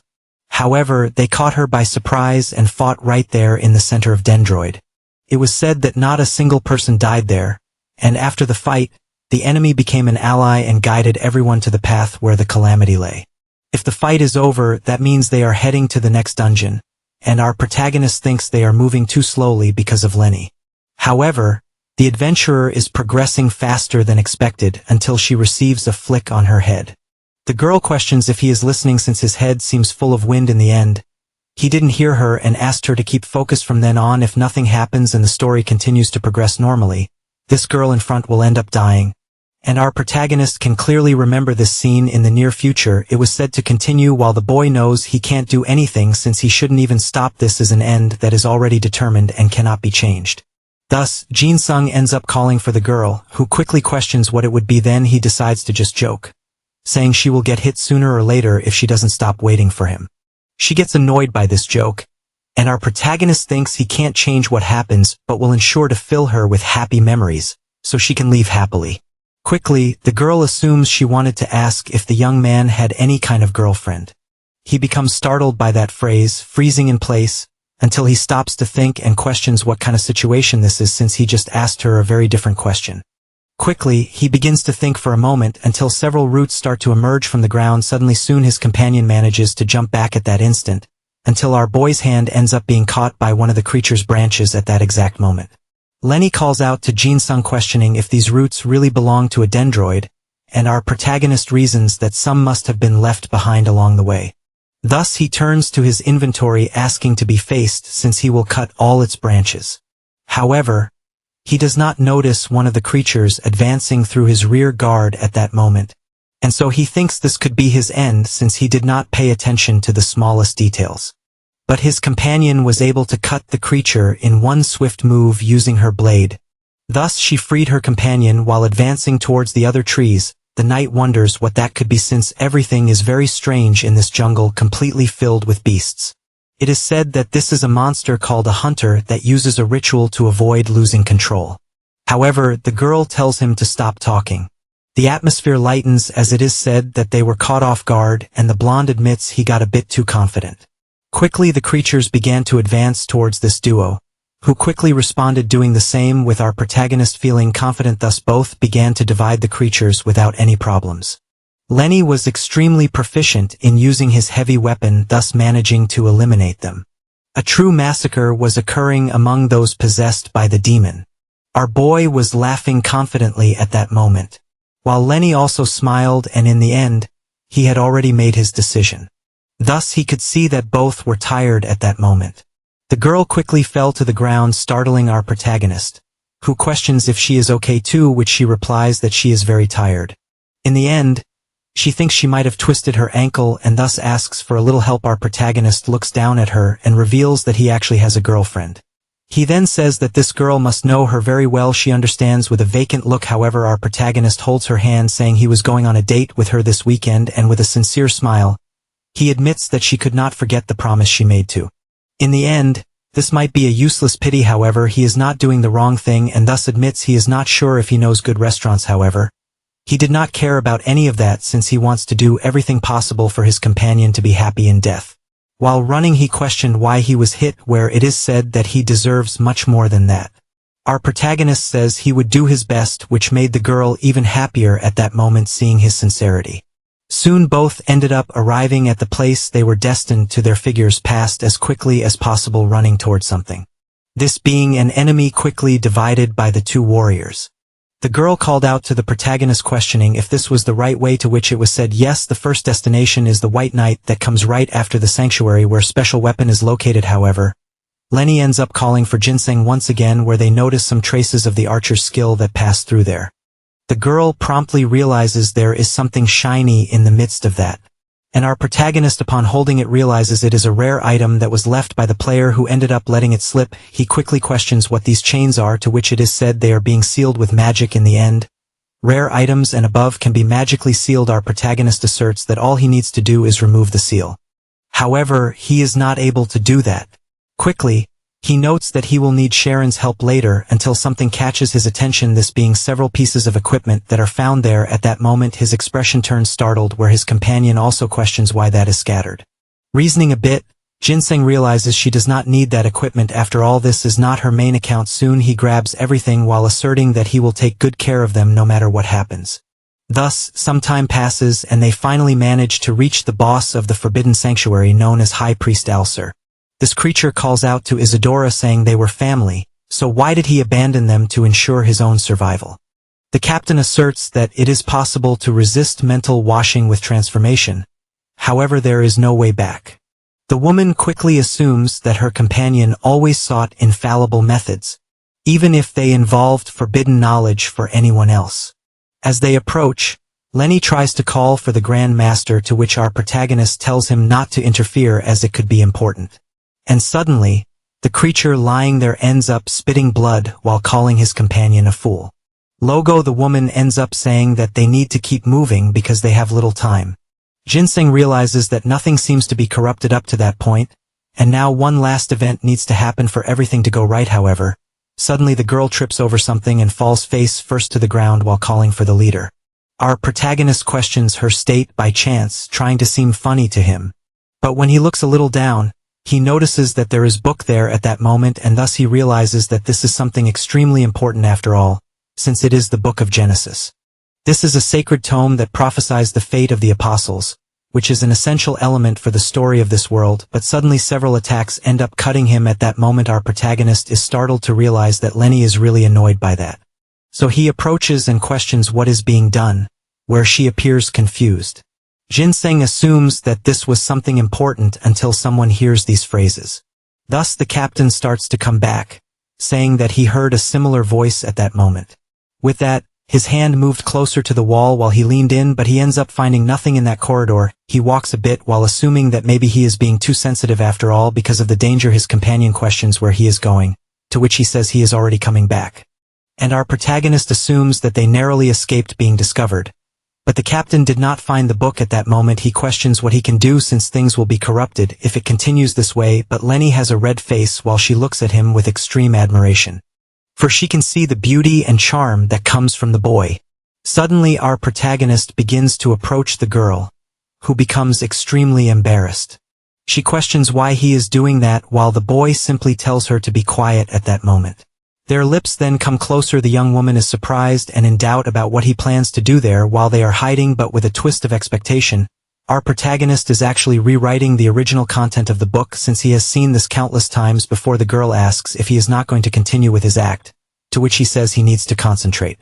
Thus he stands up, leaving the hiding place, assuming that he has finally managed to complete chapter 1 of the Book of Genesis. In the end, he is not a genius and thus questions what Lenny is waiting for, where it is said that she wants to kill him. Suddenly the captain looks back at that moment, thus seeing that there is a book there that arrived mysteriously. Our protagonist celebrates in thought since it was successfully delivered. The man reads that they were not gods due to the lack of power, and regarding the Book of Genesis refers to them only as followers. Soon a laugh is heard and our boy questions if everything is all right. The man then walks to a part where the light permeates. In the end, he understood that this is really a record of the legends and had never heard a story like this. Even though it is not finished, he assures that he will keep this to himself from then on. Our boy observes, realizing that he is talking to someone at that moment with a strange expression, where Lenny assumes that this is the first time she sees him like this, since even when she accidentally hit him with a meatball, or when they argued, she never saw him with such a furious face, and thus questions what was shown. Our protagonist is impressed that he is angry after reading that book. In the end, He is not sure since the game's art always keeps its expression fixed, and the lines that were said are basically the same. Even so, the card still has not appeared, which means that the corruption is still ongoing. He needs to keep following him, however, his instincts are telling him that if he continues like this, he will end up in danger. Soon, he calls for Lenny once again, however, a great earthquake occurs. At that moment the bearded man questions Isadora what that could be. However, the whale at that moment opened its mouth in extreme pain. Everyone felt the creature's emotions that screamed in agony. Jin-sung quickly reasoned that the blame for all this was Lotus, for his mind control is about to reach the enormous whale. At that moment, the creatures rolled back all at once, and our protagonist could feel in his own mind an image coming as an attempt at mental washing. He put his hand on his head, assuming that it had gone further than he had imagined. Soon, the creature's eyes were already enveloped by a small layer of darkness. Jin-sung realizes that the earthquake has just stopped, but the sinister visions still linger in his mind, and he assumes they won't be able to continue without some sort of plan. Quickly, Lenny ends up questioning what that was, where it is said that they need to go back. The girl tries to say that the Grandmaster is still there, but the blonde has just realized that he needs to report something to the guild immediately. He pulls out an object, hearing Sharon questioning how he could ask her for something like that, until suddenly, his own communicator vibrates at that moment, catching his attention. Our protagonist assumes that she must have received the signal, so they will send the boat to come pick them up soon. His companion questions what was discovered by him, where he decides to simplify because he found out where is going. At this very moment the girl stands outside the door, guarding with her enormous sword, until she hears a shout, questioning if he really wants to go out into the middle of the ocean. Our protagonist assumes that this place above the sky is originally where Lotus lived.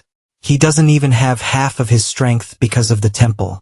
In the end, he is controlling Behemoth to reach this location, which is said to be worse than he thought. Sharon questions what it would be, where our protagonist claims he saw in his eye the plan of Lotus working, where he manages to his power from the apostles to bring ruin to all of Arad. Suddenly the woman's cup falls to the ground, shattering into several pieces. She questioned how that was possible, saying it was something that couldn't be changed.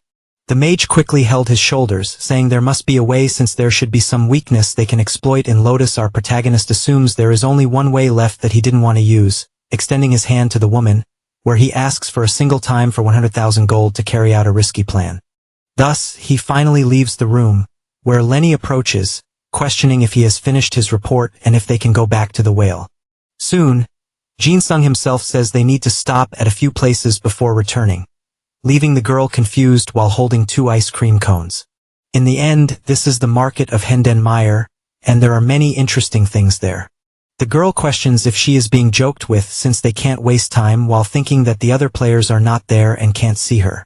In the end, she must have been able to sense Lotus power and came to that place to get something that can withstand it. Lenny understands and then questions the reason for the ice cream, where it is said that it is just very delicious. Thus, they quickly arrive at their destination, where someone welcomes them. This is Kanna, the owner of the warehouse, who questions what they need. Our protagonist hands over a paper saying he needs everything on this list, where she will analyze it. As soon as she reads it, she realizes it shouldn't be too complicated. However, it will still take some time, so she will need them to come back at night, where Lenny tries to assert that this is more urgent than previously thought. But our protagonist says there is nothing to be done since they will have to wait for sure. Thus, he gives a confident smile, saying they will need to stay there until nightfall after all. Now, they will keep that promise to buy some food, where the warehouse owner bids them farewell. Quickly, she reads the letter, saying that she should just take as long as she needs and assumes it is an extremely profitable deal. Soon, the couple ended up walking through the cities, seeing what it had to offer. Lenny was embarrassed and scratching his hair until Jin-sung caught his attention, thus making a small joke about how that fish was funny and looked grumpy just like his companion. She became so irritated that she simply shoved that creature on her head while her eyes burned with fire. Soon, one of the vendors claimed this was a perfect dark game for a couple.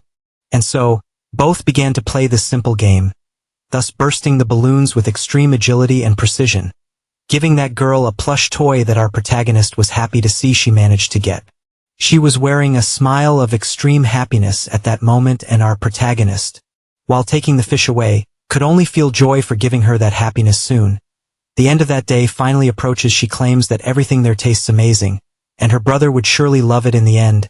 Our protagonist knows that she lives with her mother and younger brother, and the reason she wants a promotion is to help her family. The girl promptly thanks him, saying that he really managed to find time just to be with her. In the end, the lady knows that a master of arms does not need help, especially from a low-ranked knight like herself. In the end, she would already be very grateful if she didn't die when she returned to the behemoth. But when she thinks of her family, she becomes anxious. And as she gets up, she assumes that on this day she had a lot of fun without worrying about those things in the end. She will never forget this, and thus she assumes that at their next meeting they could go to the Empire of Loss. Our protagonist looks at her for a moment, listening to those words thus, tightening his fist and thinking about it. Soon he questions if they need to return to the behemoth, if she would stay there. However, the girl stops him at that moment, taking a leaf out of her hair and saying that she follows the orders she receives very well. For in the end, the Knights of the Metal Wolf never run from anything. Thus, our protagonist looks slightly concerned, knowing that he would have to tell her about her death if he continued. That night, we can then observe the dungeon atop the creature, known as the White Knight. The cavalry leader called for Isadora, saying that they knew there was a weapon there that could deal with the creature. However, nothing was said about the enormous amount of strange things that permeate there. The bearded man stepped forward, questioning what eggs those were that were there, and as he approached, he clearly noticed that inside them were several demons made with human parts. He quickly took a step back, saying that that form indicated they were clearly something that should not be approached, and suddenly, the creature completely tore through the shell of that egg, thus advancing towards the group all at once, realizing they were the Apostles of Lotus. At the docks of the port, the knight questioned why they were taking so long, and it was said not to worry, after all, the adventurer is with them. Until one of the men stated that Margarita had returned and was finally landing, but only the player descended from her with extreme calm. Quickly, the vice master arrived in front of her, questioning what happened to the others, until suddenly, an item was shown that was the great emblem of the master, which is a call for the knights to gather. Thus he understands that they have been summoned and asks to be guided while everyone prepares. Soon we can see another room where light permeates, and our protagonist observes all his new equipment equipped, where it is said that they must be free now. Upon opening his information window, he clearly notices that his reputation increased more than tenfold just with this. Thus he gets excited as he notices the armor disappear. His companion with him questions what happened. However, her reputation did not change. Then she notices that the parts just became invisible and that she feels no weight from it. Now we can see other people approaching, thanking him for giving them time. The woman questions if she would believe him if he said that a few minutes could decide the fate of this world. And our protagonist realizes that Iris is at this moment holding something of extreme value. This is the Hyperjammer, a bracelet that allows resistance to the mental control of the demonic creature. But in the end, she is not giving this out of a good heart, and rather because currently, this woman is just a puppet at this moment. Quickly, the adventurer equipped the object on her arm. Our protagonist knows that the equipment ends up not working as it should and something will happen to her soon, and in the end, stopping to think, his job is to guide the story back to the original path and not change the parts he doesn't like, for this is all just a game. At this moment, everyone is ready, and the vice master warns that they have started to move. Our protagonist follows Roboto while it is said to start climbing above the ship, and Jin Sung realizes that it has finally begun. What he longed for, which is the end of the fight against Lotus. At this moment, they will return to the behemoth to discuss their plans, as there are two destinations: the center of the sanctuary, and the ruins where the members fled to hide. Because of this, the huge group was divided into two, where the player will bring back the survivors from the ruins, while the other knights and our protagonist will pave the way to the final boss. Thus, we can clearly see one of the creatures being killed without any difficulty. It is said to keep firing, as the path will be clear with this. One of the creatures advanced quickly, saying to die in the name of their Lord Lotus. Our protagonist quickly warns to run, as he is about to do something. And so he makes a quick movement, cutting down the creatures that were coming towards the soldiers. Everyone is impressed by his terrifying speed at that moment. However, our protagonist hears a scream as another creature charges forward, going after one of the men who ends up being trapped and thus prepares to be killed. With a shout, The dagger flew towards his face at that moment to finish him off. But our protagonist was quick enough to destroy the creature with a simple teleport. It is said not to be cornered by these minions, and one of the girls realizes that this is the guy Lenny mentioned. The man thanks him, but it is said to be careful of the mental attacks that will begin from then on. In the end, the best way to overcome them is with sheer willpower, but now our protagonist has his own methods and ends up not realizing he has been caught. Thus, his own perception of reality was altered in an instant. The night watches, questioning what happened to him, and our protagonist in this mental world turns around, thus seeing the demon asking him to follow his words and become his servant. Quickly, the protagonist curses him in one go while naming him the eighth apostle, being called Lotus of the Long Legs. All he needs to do is stay calm and have nothing to fear, and he shouldn't be able to control all living organisms as he did on his home planet Solaris. Now he must use his inventory to counterattack. However, the creature questions how he knows about his former home. This demon never mentioned anything about it, yet this boy knows. And with that, the blonde realizes that the creature can read his mind. He quickly feels a headache as the creature continues to invade and see those so-called sets. In the end, our protagonist sees this world as if it were a gigantic program and questions whether it truly comes from another world. And while observing, our protagonist thinks he cannot let this creature read any more of his thoughts. However, he can feel immense pain as the demon asks him to answer its questions. With a scream, the creature announces that if he doesn't have the appropriate answer, it will ensure to rip off his head. In the end, he lived in a gray world and questions the so-called corruption.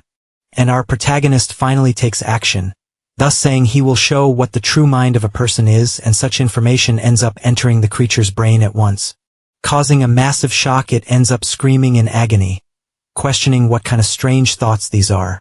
Our boy finally frees himself and stops feeling that agonizing pain, and as he looks up, he thinks that the tide has turned in his favor, this being his chance. With his sword in hand, he asserts that he came from another world, so he knows quite a bit.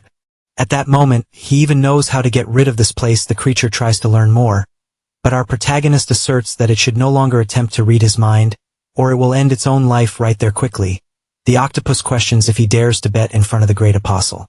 But our protagonist firmly states that it can think whatever it wants, since he has nothing to lose. Quickly, the creature then questions what he truly wishes to know. Thus, our protagonist asks if it would be the source of the corruption. The creature asserts that those words were seen in his mind, and there are some apostles who are contaminating things like the so-called revolting delight. Our protagonist asserts that he is not talking about something physical. However, that is not its concern. Quickly, the blonde sees that it also does not know if the apostles are responsible, and thus questions what it is laughing about.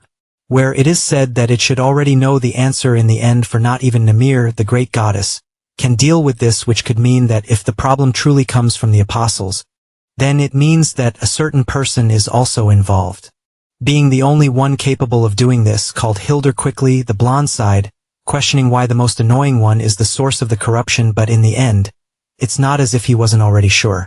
The creature quickly says that it is indeed fun to see him try to escape reality, and does not need to read his mind to deduce based on his face. Now that our protagonist has stopped to think, he questions whether Hildur, Sirocco, and Cassius also have the ability to read minds, or if even the abilities of those others are better than that of the demonic creature. With that, the octopus advanced, questioning how he dares to compare it to those idiots, especially underestimating them so much. In the end, Hildur is an idiot who plays with puppets, and Cassius has his sense as a warrior, and our protagonist realizes he has touched a wound. In the end, he cannot be arrogant enough to believe that he, Lotus, the ruler of the oceans, would be compared to those children. It is said that when he returns to the oceans, he will be able to invade their memories whenever he wants. Our protagonist realizes that Hildur really cannot read minds, which makes sense, since she is better at controlling others strategically. In the end, if she could read minds, there would be no need for any of this, and even if Iris is on her side, she doesn't need to worry at the moment. Our protagonist reveals he has one more question. However, the people tell him to be quiet, saying it's time to answer. So he decides to ask what that box was that was seen. Our protagonist is also confused, but the creature informs him that it was captured in a box by countless people, even children, and Jin realizes he is being talked about on the phone. Then he sighs and states that he has no choice, and so he decides to tell it, since sooner or later, he will be broken by the hands of adventurers for hundreds and thousands of years. The creature doubts and questions how he dares to speak of its fate and guarantees that it will crush his body. Our protagonist holds his blade, saying that it can try that in vain, until suddenly the creature stops at that moment with a sigh. It announces that it is no longer time to play with the human, thus confusing him. In the end, he is a lucky human, and so he will let him leave with a warning. If he can leave this place, then he will ensure not to show what true destruction is. Our protagonist is confused at that moment as he is being spared at once, and so he questions what it meant by not being the right time.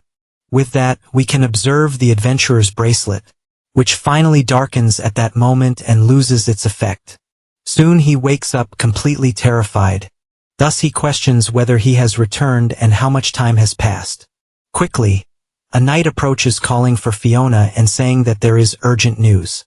Since the adventurer has disappeared and Lenny is looking for them at this very moment. The woman states that they need to hurry immediately, but our protagonist runs as fast as possible, realizing that this is why the demon let him go. In the end, the hyperjammer of the muse ended up not working, which means it is being controlled by the demon. And if Lenny goes after them, then he will end up dying. He needs to hurry as fast as possible before something happens, but then, with heavy breathing, he questions what he might be doing in this situation. In the end, he is there to stop the corruption, and if he does that, it will be he who is causing it, and so he wonders if it is really worth letting this go. But behind him, as he was thinking, reality begins to break, thus opening a portal that scares him at that moment quickly. He sees someone coming out while recognizing at first glance since it is the player along with Iris. But he realizes that this time, she is not being controlled by Lotus and questions what is happening, until a man approaches saying that they managed to reach the behemoth. Our protagonist wonders who that might be at first glance. However, when he stops to think about his characteristics, the strong accent and the sword at his waist, he then remembers one of the 4 masters of weapons and the time traveler being called Siren. This is the story of the future where at level 70, this man will bring the adventurer along with Iris to an event that happened in the past. Although this was a dungeon, he never imagined that this kind of concept would actually occur, along with the regression. Soon, they hear someone shout for the adventurer to stay extremely still. Our protagonist recognizes that as Linny's voice, where the samurai states that there she is.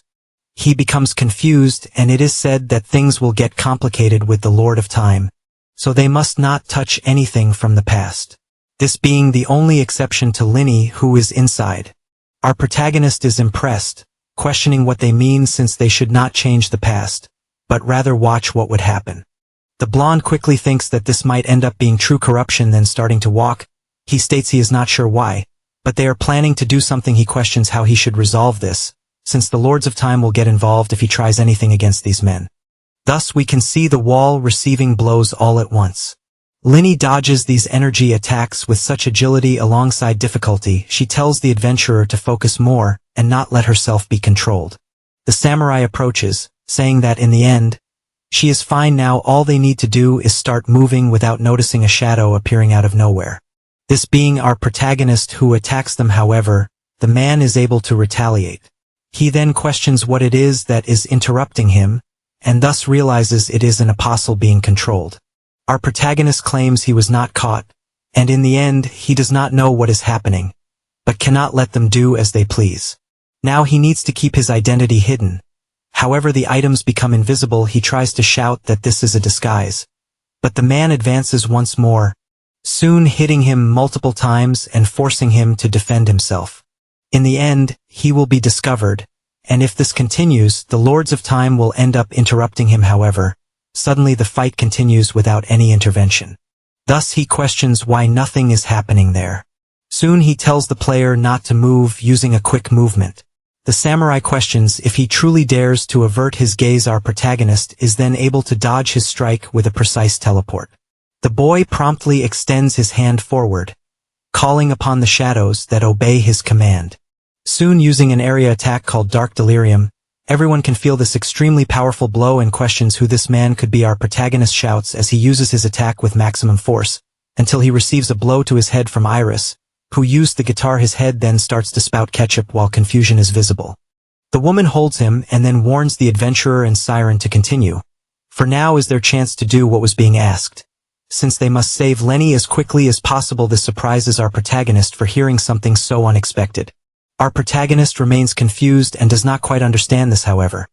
Suddenly a trident is thrown at that moment, piercing Iris' chest and killing her in the process. Soon someone shouts for them to stop. At that moment our protagonist recognizes them as Fiona and Dan, who are there. He questions what is happening and especially why they attacked the woman. In the end, they were found, and Fiona tells them to get lost since they are completely crazy fanatics. Our protagonist is confused since he is sure that those fighting are not the same monsters from before. Thus confusion settles in his mind, and he questions what he should really do. Soon, the knight questions what our protagonist is doing at that moment, since he must hurry as possible to help Lenny in her plight. Our protagonist stands completely still, without reaction and not knowing what to do, until the woman is hit by a shot that completely shatters her sword. Soon the adventurer prepares to deliver the final blow to the girl at that moment. She continues with the same look of being possessed by the demonic being. Our protagonist then makes his final decision and resolves to intervene, thus running as fast as possible while pulling out his sword and calling for the girl he fell in love with. However, the arrow is already being prepared, and thus it is fired in the direction of that specific target. Lenny stood paralyzed, unable to know what to do, while our protagonist ran as fast as he could without using his teleport due to the emotional burden, until suddenly the sound of the breeze is heard. At that moment, while blood spills through the air, the energy of the arrow dissipates into the sky, and thus we can observe the damage done against that knight who was in love. Both knights advanced with imminent concern for the girl. The blonde was crying at that moment, unable to believe she lost a great friend that day, and our protagonist stood paralyzed with a dark expression, not knowing what to think. They shouted for Lenny non-stop while they could feel the sob caught in their throats. In the end, the cruel death of Lenny is a very important part of the story of this world. Thus we can see that the player has finally returned to control of her character. That is a starting point that fuels the determination of the adventurers to stay on the right path and go after Lotus as quickly as possible. Everyone continues crying while the adventurer turns her back, ready for her objective. Our protagonist is sitting at that moment while the girl withdraws from there. He questions what the right path really is, since to do this, a person lost their life. Suddenly the bodies of the two people who were there began to emit black smoke. This catches the attention of our protagonist as he realizes the truth. Since Sarah and Muse from the future never truly existed in the end, they were just fanatics, which meant being an illusion he believed due to seeing them emerge from the time rift. Everyone was just as he remembered and just as he kept in his memory. Soon he recalls that mental world where he sensed his mind was being read.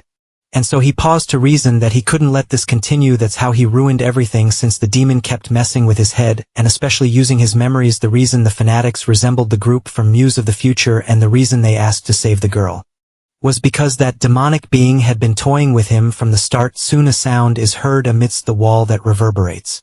Responsible for this, our protagonist plunged his hand while calling for Lotus, and thus he said that this impure being was truly the corruption of this place.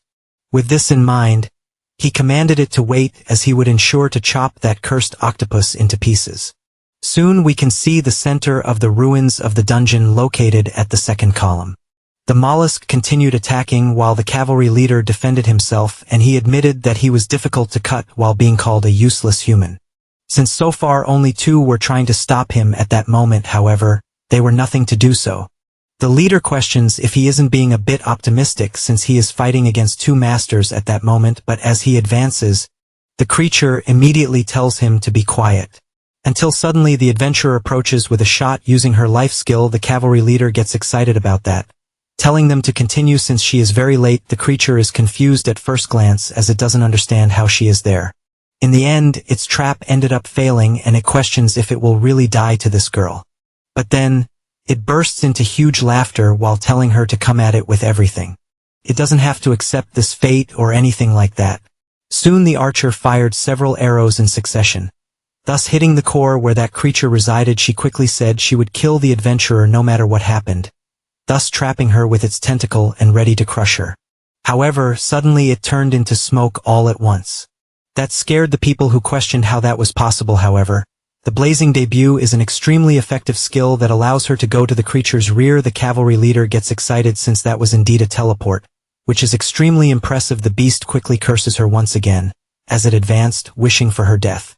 However, the archer was faster, thus using the moon chaser to finish off the creature. Soon the place where it resided began to collapse while it was said that there was no way left. The leader then assumes that it's finally over. Amidst the laughter then, the bearded one states that the adventurer arrived in time while it was said that they would be fine without her. But then he praises her for making a huge contribution. However, suddenly the octopus continued speaking, which scared the cavalry master. And thus the beast asked not to make it laugh with those futile actions. Soon a huge shockwave spread throughout the island, and even the sky surrounding it distanced itself with that heavy aura. Everyone then knelt weakly, questioning what this could be. The leader then questioned what he was doing at that moment, until everyone's eyes were possessed just like their minds. Quickly that heavy weapon was finally dropped to the ground, while the creature's laughter could be heard indicating its victory. For now, the three most powerful members were under its dominion at that moment. In the end, the octopus kept laughing since fate could really be changed and the Great Lord Lotus would always be eternal, until it was surprised to hear someone questioning if that was really funny. Our protagonist finally arrived with an extremely badass pose, and thus he claimed that this was the end of that stupid creature. Finally, the body of the creature was becoming visible. Our protagonist then questioned if it really believed that was so fun, since the lives of people are not something that can be controlled so easily. Quickly the creature questioned how he managed to move where it was said that he is just a useless one. However, that doesn't matter since he will ensure to brainwash this otherworldly human anyway. However, that was completely blocked by our boy all at once. Thus, he ends up throwing something at the beast that was in front of him. Our protagonist questions why he should care about that since he can just use his powers to know. Thus, the creature reviews its memories once again, getting scared at that moment, since that is clearly a resistance potion used by itself. That was a special request from our protagonist, who clearly asked Kanna to do it. In the end, he tried to copy the abilities of the hyperjammer since she can block visions and brainwashing, but not telepathy. With the tentacles unleashed, he advanced while calling him a brat, thus questioning how he dares to use such a trick against him. In the end, that is ridiculous since he only gained an advantage and now has several tentacles to entangle him even without a mental wash. Our protagonist then pulled out his sword, saying he was getting tired of that voice since they would end this as quickly as possible. Thus, we can clearly see the moon shining in the sky at that moment, until the octopus was struck with extreme force by the boy.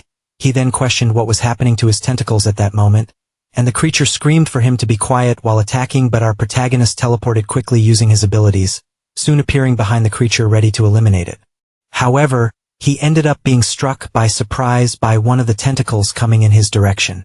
In the end, he could read all its tricks since his fifth combo now is nothing special. Thus, he continued attacking while questioning how he intends to fight someone who can easily read his movements. And our protagonist then smiled at that moment, questioning if he can really do that, soon using a large wave at that moment while teleporting numerous times, thus using a black cross / next in the other direction of the creature. It thinks he is trying to draw its attention for a stealth attack, and in the end, what it is thinking will not work if the octopus reads his mind. All it needs to do is ensure he cannot react. The mollusk already knew that, and it was not bad, but it is still very simple, and no matter what it does, all it needs is a target to aim at. Thus, it clearly managed to predict our protagonist planning to attack its rear. Soon it turned with its tentacle ready to kill him that way. However, it only hit the wind at that moment. Thus, it was surprised when an attack struck from behind all at once. It questions how that was possible, since it was sure it saw his mind. The blonde promptly thought that the next one was precisely from the right. The octopus then turned, going with its tentacle in that direction. However, it was again struck from the opposite side all at once. It questions how that is possible, since it is attacking from the opposite direction of what it thinks. And so, it resolves to see clearly into his mind where it sees some strange buttons. It questions these symbols that are appearing in the boy's mind. Thus, our protagonist questions what happened since he thought he could see its mind. Then he executed numerous transports, cutting off the limbs of that huge octopus. However, the creature finally managed to see a gap among all that, soon advancing with its tentacle towards one of the teleports, striking him from behind as a surprise. Our protagonist, confused, could only scream in pain until he fell to the ground. Frightened, while the creature announced that it understood the commands, since it seems to be a type of spell that combines abilities, and now it thought the commands instead of the ability itself. At that moment, the octopus ensured it memorized all of them, and in the end, it took a good while to boast while reading his mind. Then it attacked our protagonist, who was promptly smashed against the ground. Soon it repeated, this time lifting him with an uppercut. And thus, a barrage of numerous attacks was executed against our protagonist, who was now injured and breathing heavily until the creature advanced once more, making the ketchup gush while laughing. But our protagonist got up again, questioning the command inputs until he was struck again, thus losing his sword. He had said that this would be his end. However, there is nothing left to lean on now. The boy could only curse while it was said that he was irritated because of a girl. However, the only person responsible for that was himself, for not thinking better in all situations. Quickly, our protagonist stood up with visible rage once again, thus preparing to strike it with his sword imbued with aura. The creature opened its eye with extreme anger, announcing that this was about to end at that moment.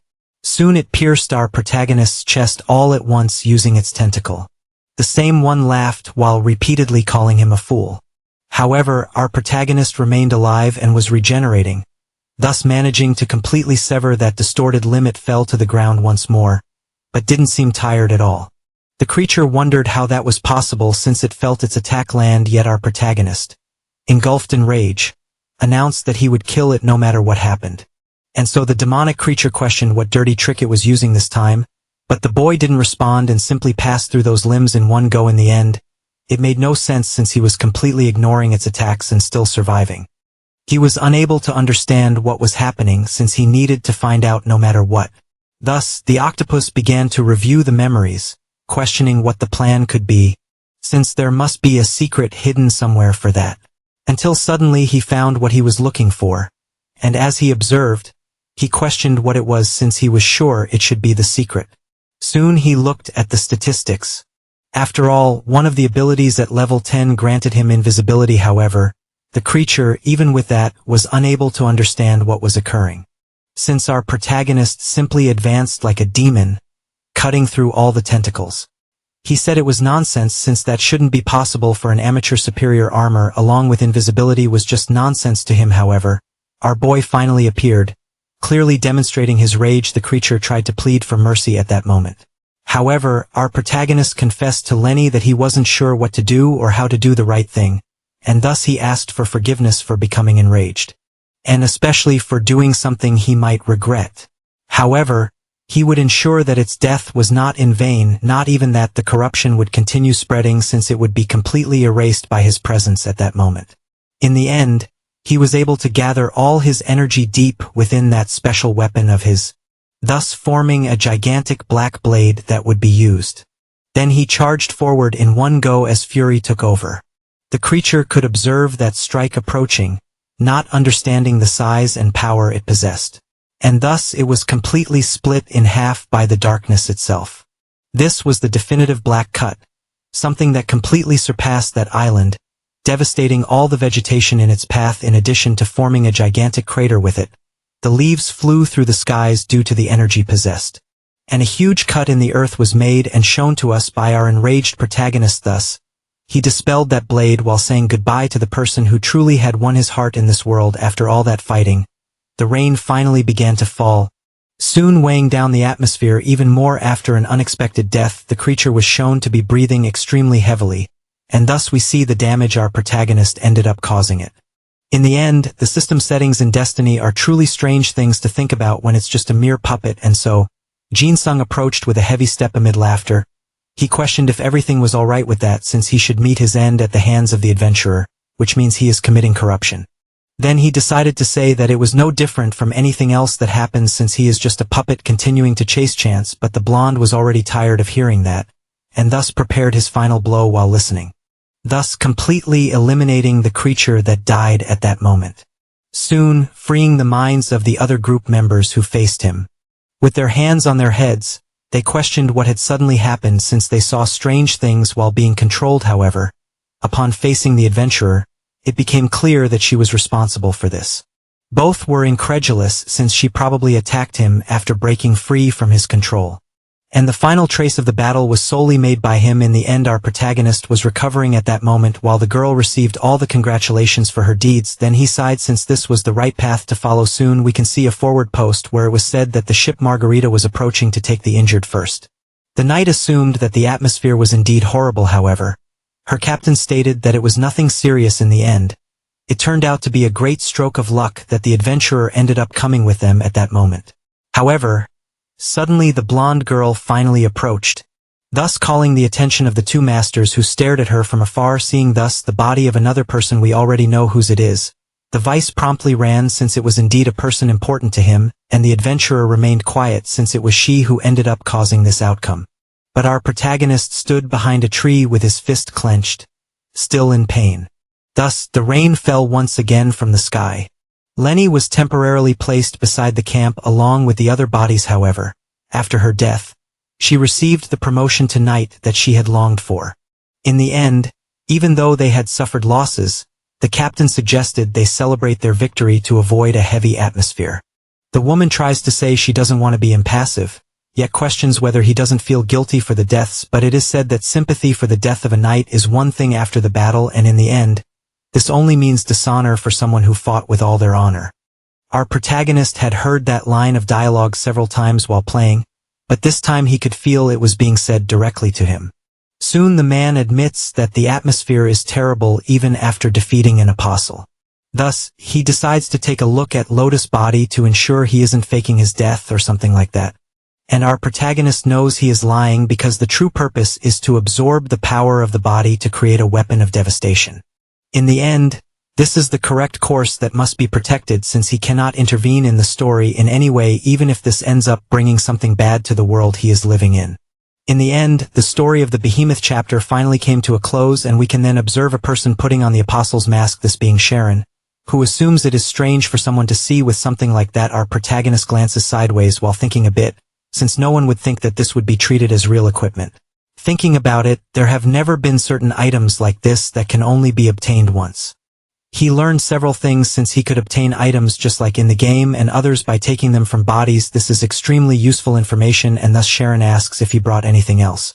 But that simple touch provoked a scream from our protagonist, who quickly shrank back and assumed he might have recovered with a potion. However, his muscles still hurt extremely. In the end, due to the super armor, the effects after the fight continue to be a problem. He cannot tell her the truth. However, everything happened as he wanted, plus he got the letter through corruption. Thus, he decides to question what he should take care of this time. Sharon assumes that he has changed more than expected since before he was nobody. However, his words gained enormous weight. Thus, she conjures a small piece of paper in her hands using her magic, and ends up saying that due to his abilities, she will formally recruit him for her guild. Our protagonist observes the page floating at that exact moment. Thus, the rain finally passes outside. The young man with claws assumes he has finally signed and then asks if she could give him the payment immediately, to which it is said yes since the contract was sealed quickly. She questions where he is going at that moment, to which it is said that he needs to check something and will return in a few days, which makes her question if he is just running away with the gold at that moment. But our protagonist just gives a light laugh, telling her not to worry for he already has a reason to give his best at that moment. However, he did not know that his plan would fail, for the rain ended up destroying the path to Elvengard, which is the forest he wanted to go to. In the end, he needs to find Linus the blacksmith for something important. Thus, he wonders if he should ask for help and take Margarita to navigate there. However, his companion promptly asks to take that potion. Our protagonist questions what it is, which surprises the woman for not understanding, and thus, he says that before he drinks, he needs to understand something that he does not end up hearing. Thus, he disappears all at once, leaving her with a scared expression. Our boy then falls to the ground at that moment, letting his potion drop. He admits it hurt a lot while looking around, realizing he has finally just arrived in Elvengard. In the end, it was unexpected that Sharon would end up giving him a teleportation potion. After all, they have a level restriction and are yellow in color. But then our protagonist finally ends up finding Linus, who was whom he was looking for. Thus, the old man questions how he is and mainly comments on how boring it has been since Syria left. He then approaches, asking how the young man has been these last few days, and especially if he managed to help that friend he wanted to save. Our protagonist then remains silent at that moment, recalling a scene of Lenny smiling at the same. He soon sighs, saying there's no longer any reason to worry about her in that situation. The old man quickly understands and questions why he came since he doesn't seem to want the news. Then he is surprised to hear that he wants a new sword made. He questions what happened to the blade that was given to him, where it is said that it ended up being stolen. The man quickly understands and asks what it would be, and especially if there is a material, and Jin-sung questions if he won't end up running away after seeing this, and Linus tries to say that there is no hesitation about his work until he takes a blatant hit to his face. The old man falls back while our protagonist apologizes since he didn't have much control over the inventory panel on the ground. The blacksmith quickly questioned what that was shown, where it is said to be some cut tentacles of lotus, thus frightening him immensely. Our protagonist says that many things have happened recently, and therefore asks for a sword, to which the man questions how he is supposed to make that. Our protagonist then understands since he thinks that it is too much for him to handle. Thus he assumes that only the best blacksmith of all would be able to deal with this item. Soon Linus gets up and tells the arrogant boy to wait at that exact moment, and thus says that he never runs from any challenge, especially when it comes to making a weapon. Our protagonist is laughing because he knows this man's personality, who would accept anything to prove his worth. Thus, he ends up mocking a bit and saying that this must be easier than cutting a cake, where it is said that he is correct. Our protagonist assumes it is perfect since as long as he has money, he will be able to buy some potions, and once he returns, carry out his plans. However, he realizes that he got there using a teleportation potion. Thus he questions how he will return since the path is blocked until someone ends up appearing, being his boss, who assumes that he should have listened more before leaving so suddenly. In the end, she thought well and thus brought him something to drink, since he is lucky that she knew the coordinates of the last potion that was used. Now both will return to the guild as quickly as possible, and she questions what is wrong, where she assumed that the teleportation potions she knew were all yellow. Thus she questions if the woman made any mistake in this manufacturing. This completely irritates the mage, who questions how he dares to compare this beautiful and organic material with those fake potions sold. Quickly she says that she no longer wishes to take him back, but our protagonist promptly apologizes. Soon we can see the corridors of the mage guild at that moment, where our protagonist finally opened a door to see something that was meant for him, being a new room prepared just for himself. The mage assumes it is still quite empty, and thus says that she must have time to prepare some things and will ensure to give him what he needs. Soon a person approaches saying that the item that was requested has just been completed. Our protagonist believes it was indeed a gift, and thus says he didn't need that. However, it was just a plaque placed on his wall saying that he was part of the emergency response committee for abnormal events. Our protagonist questions what that was, to which it is said that this is the mark of his new job. Jin-sung promptly complains. After all, it seemed to have been made by an old woman who didn't know how to name anything, which irritates his boss even more. Soon a small argument occurred at that moment, and the woman ended up coming out on top since that was already finalized, so she could just give up in the end. He will be operating for the guild as a natural tracker, so he must ensure to follow his contract. Our protagonist then thinks of the next danger that comes, since after the events of the behemoth, the metastasis coming from another apostle will be approaching. This is a phenomenon that happens where the dimension ends up separating and occurs due to an unknown nature after the kidnapping of a certain person. However, the true reason the apostles are making this move is because of Hildur, since she has enough power to cause a break in the dimension where demonic creatures can end up entering us. Her true purpose is to carry out the Genesis, where according to the prophecy, she can kill adventurers to thus sacrifice them and make the demonic plan resurface in the end. She is just an idiot for believing in this prophecy. However, her power is truly the problem, since there is no chance. First of all, he needs to focus on a way to gain more strength. Thus, he questions Sharon if she knows how to make healing potions, which is surprising in the end. What he desires is something that can combat the corruption of spirit and mainly fight something that Sharon understands as a plague. Quickly, she asks where this will begin, and our protagonist reveals it to be Ophelia in the kingdom of Fenrir. The mage is immensely surprised by what is being said. In the end, what is approaching comes directly from the city underground where the dark elves live. Our protagonist then apologizes. However, it has already begun, and so we can see this kingdom that is being ravaged by the plague. A man shouts that everyone needs to go back inside immediately, for the city is being contaminated because of these humans who are nefarious beings. One of the mages questions how they dare to attack their kingdom using these methods while claiming he will ensure his revenge in the end. All their forces have already gathered at the door that leads to the surface, and now they are all walking towards a true war. Some time then passes, and soon we return to the forest, where our protagonist has just arrived and sees a frightening scene before him. This being the blacksmith who is currently engulfed in flames, while he raises his hammer ready to finish, thus striking for the last time his most recent creation. Then he sighed, claiming it was complete while feeling proud. Our protagonist realized it is the discontinued item from the giant tentacle of Lotus, and thus thinks it is the same as in the promotional images. Quickly, the blacksmith questioned what he meant by that, and it was said that there is only one thing he would like to ask at this moment. With that, the blacksmith decided to question why he wanted the mold at this exact moment. Our protagonist then thinks he can gain a skill and change the appearance of an item, and thus claims he will make a lot of money with it. Soon we return to the city, where someone appears to be tired.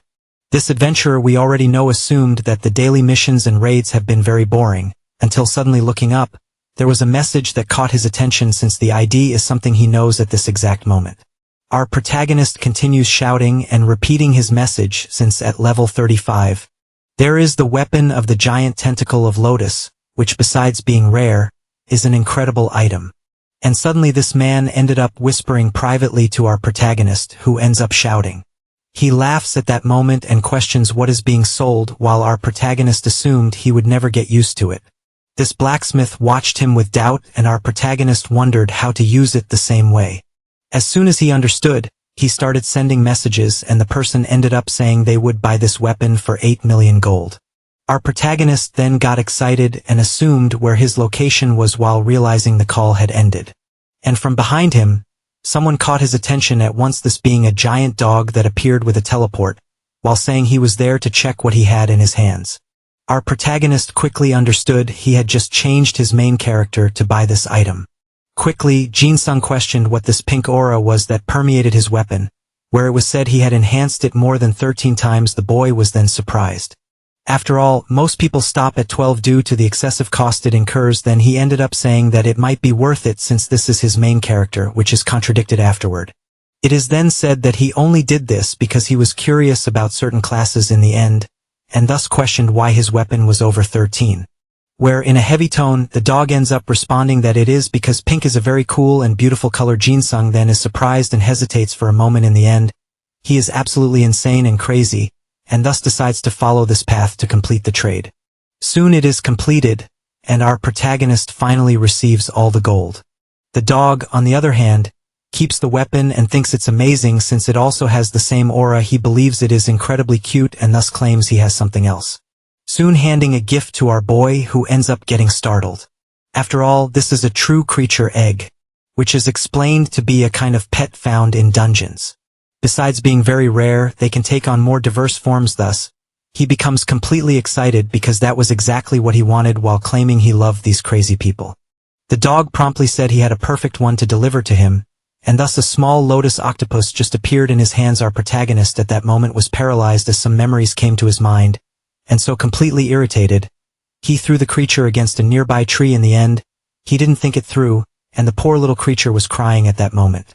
The wolf continued to assume that it was extremely cute, and the little star still thanked him for the gift. Soon he held it, saying he had nothing more to say, and in the end, it wasn't his fault for being born that way. The dog found it funny how he spoke to his creatures and questioned whether he really didn't want to join his guild. Our protagonist said he would pass, while the other assumed it must be because of the rumors, and then admitted he wasn't close to certain people. The blonde boy asked if it was a famous guild, but had no idea what had been presented the last time he had the chance to join that guild. In the end, if he changed his mind, he would make sure to let him know, thus going to the Mage Guild once again. Our protagonist then called for Sharon as he entered, until he realized she wasn't there, but a letter had been left for him.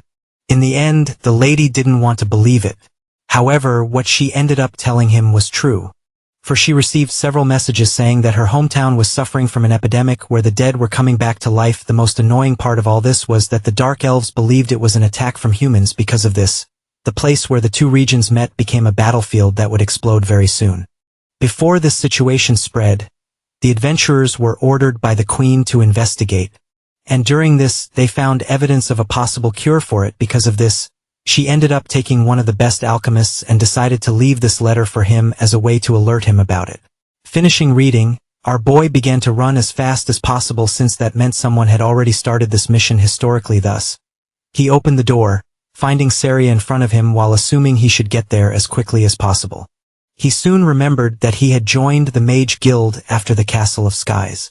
The girl then recognized him from that dungeon where he introduced himself as Jin-sung, a rookie member of the Mage Guild. Then they ended up overhearing a conversation where the queen didn't seem to understand the situation very well since a war might end up occurring.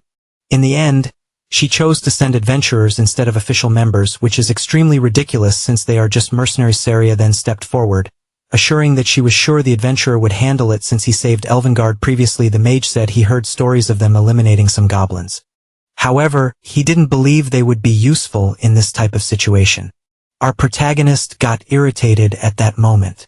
However, the girl said she trusted him because she was there and saw everything personally.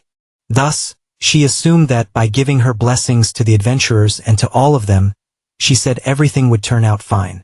In the end, everyone could feel a light aura covering their bodies at that moment, as if this girl were actually a goddess sent to save the world.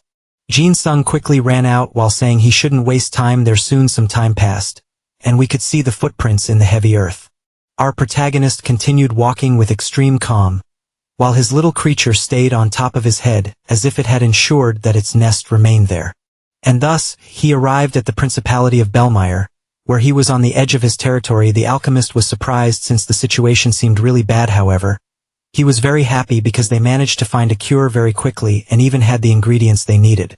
He questioned how he knew he should prepare this, and the woman was unsure how to respond. While our protagonist appeared, he soon called for Shuran once again, thus assuming he came there to help her. Not realizing this was a completely frightening scene, she prepared a spell, questioning what that would be while it was said that she still hadn't named this little creature. In the end, she didn't want to know and revealed that things were getting worse than she had thought and asked where the adventurer was. It was said that he went down the path to the kingdom of the Dark Elves blocked by the undead and went there to clear the way for the other troops. Our protagonist realized that the story was making good progress since the first dungeon had already been completed. It's almost like the adventure is completing faster than planned, where the hero of the catacomb called Lungal will be freed. Thanks to this plague, this warrior ends up returning, and he will be the one responsible for stopping the epidemic as the main key. Our protagonist quickly questions if he can help and thus asks for an antidote. The woman hands it to him. However, he shouldn't worry. After all, our protagonist is the person who knows that place best. In the end, in that eerie location, a toxic air was visibly spreading throughout the environment. The creatures were quickly torn apart by our protagonist, who was there in front using his new sword while the creatures screamed. He was impressed by how powerful it was, and thus he laughed and thought, after all, these ghouls are no longer on his level since his physical damage has already surpassed 428. Soon the creatures prepared for a joint attack, not noticing something coming from the sky. Our protagonist laughed, already knowing what it was. It was a large tentacle that quickly pierced several of the creatures at once. In the end, there is a special ability in this item since there is a 2 chance of it spawning one of Lotus legs. That tentacle quickly dealt with the creatures with extreme ease and gigantic damage, thus generating a destroyed terrain while our protagonist remained calm.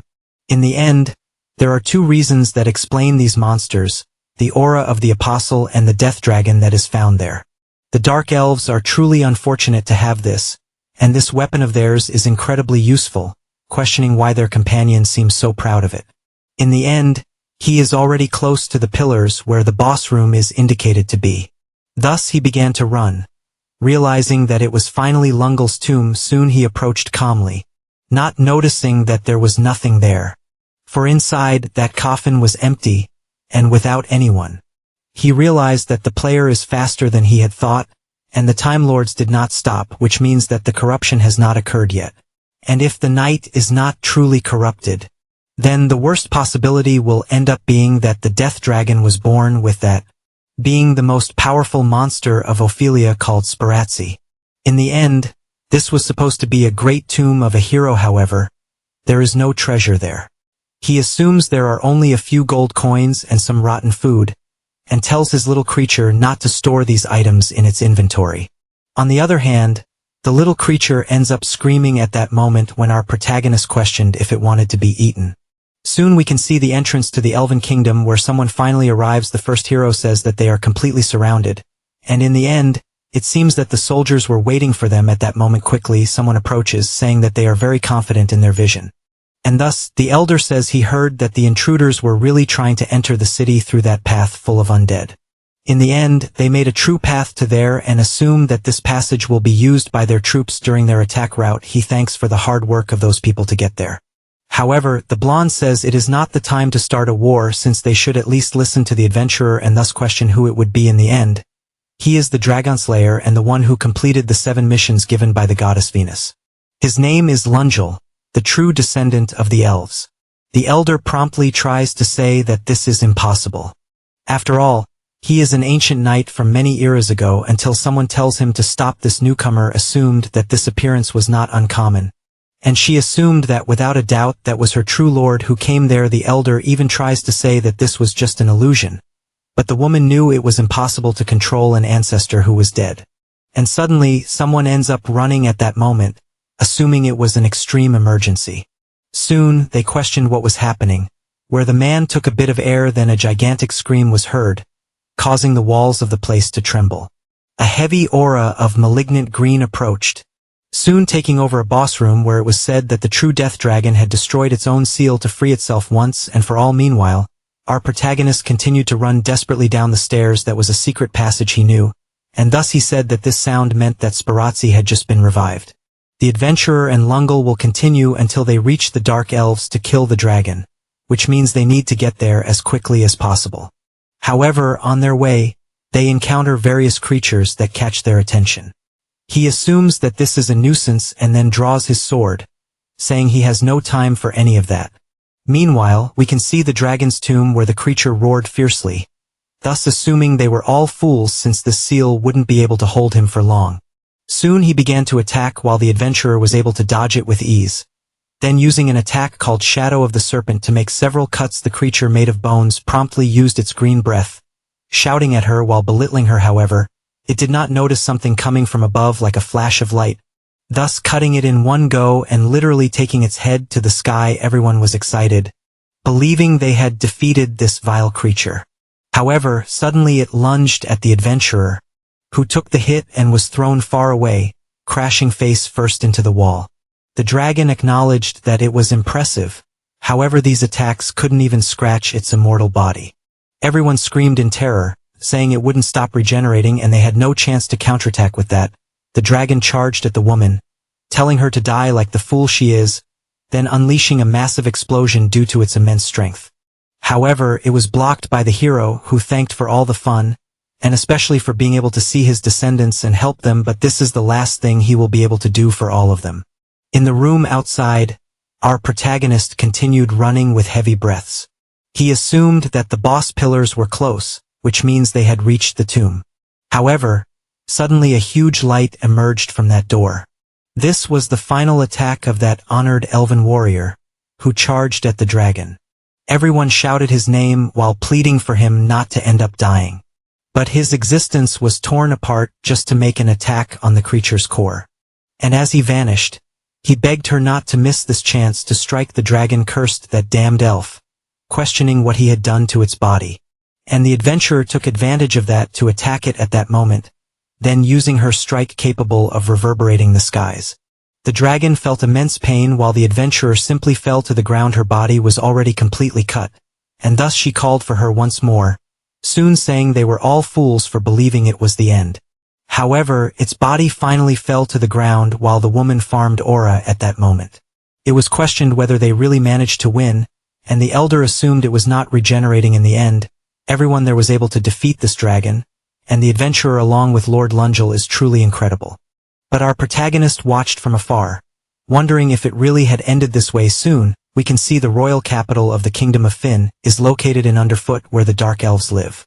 In the end, they defeated the Death Dragon, and some of the undead disappeared. However, the plague continues to spread out there quickly. The elder states that plague continues to spread, which could mean that this is still the fault of the humans who are plotting something. The queen tries to say that this story is getting old. However, the man warns that this is a decision made by the kingdom and especially by the citizens living there.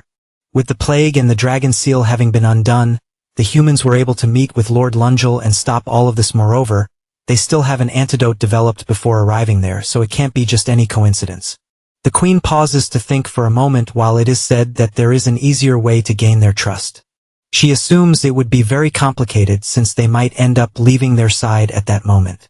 In the end, the situation would be much more difficult if she believed they were truly innocent.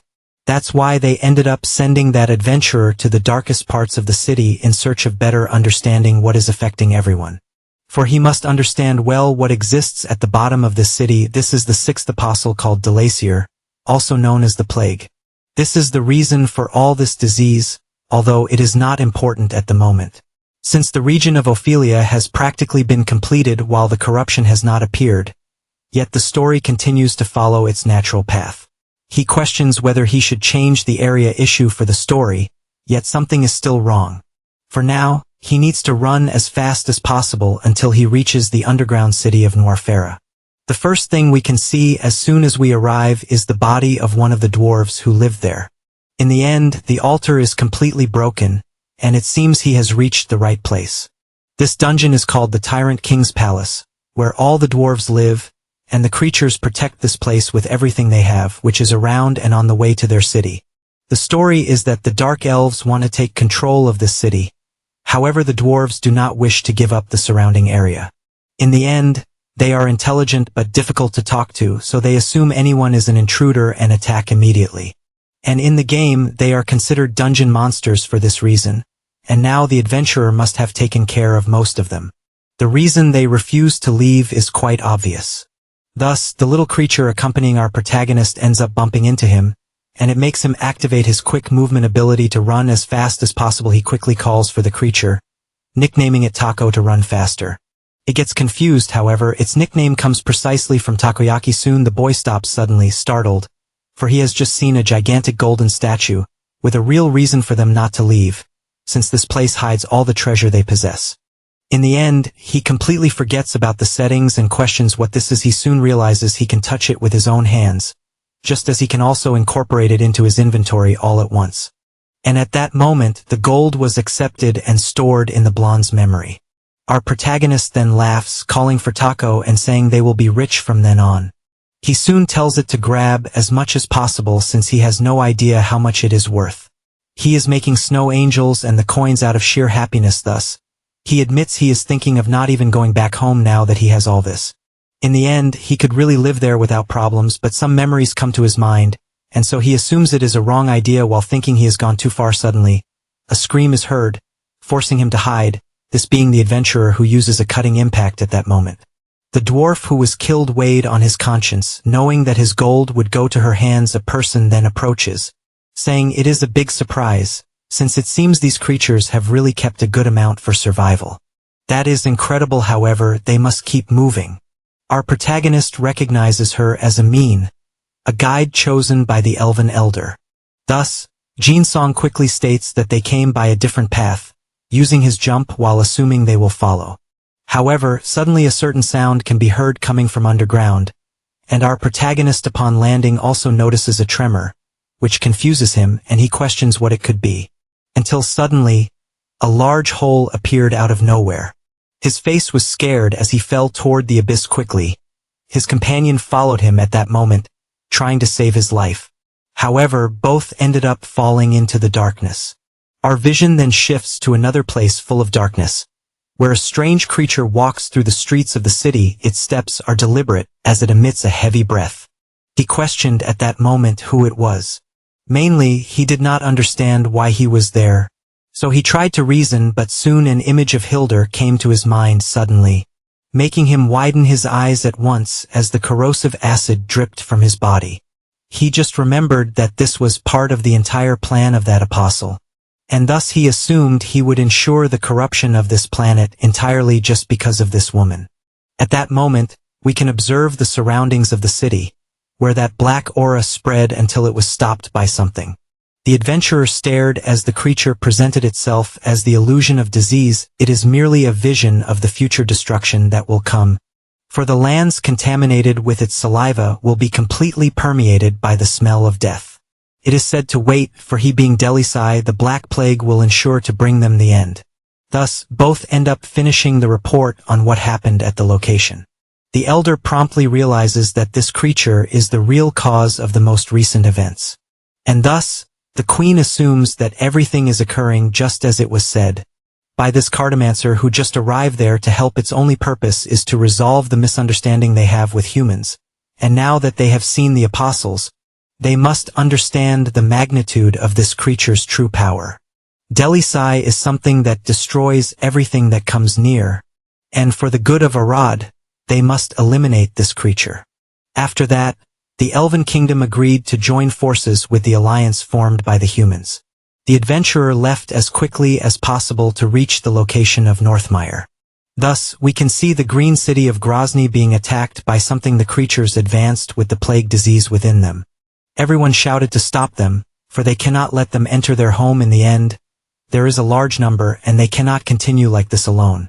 So they call for Michelle, who quickly prepares a spell, thus launching her projectiles that hit the creatures, stunning them at that moment. It is said that they need to hold on a little longer since they cannot lose this city. After all, it is a sanctuary for those called ciphers. In the end, everyone there was born with different abilities, and for that reason they were called mistakes by others. This place called Grozny was the only one that allowed them to live in peace. However, if they lose it, they will have to return to discrimination.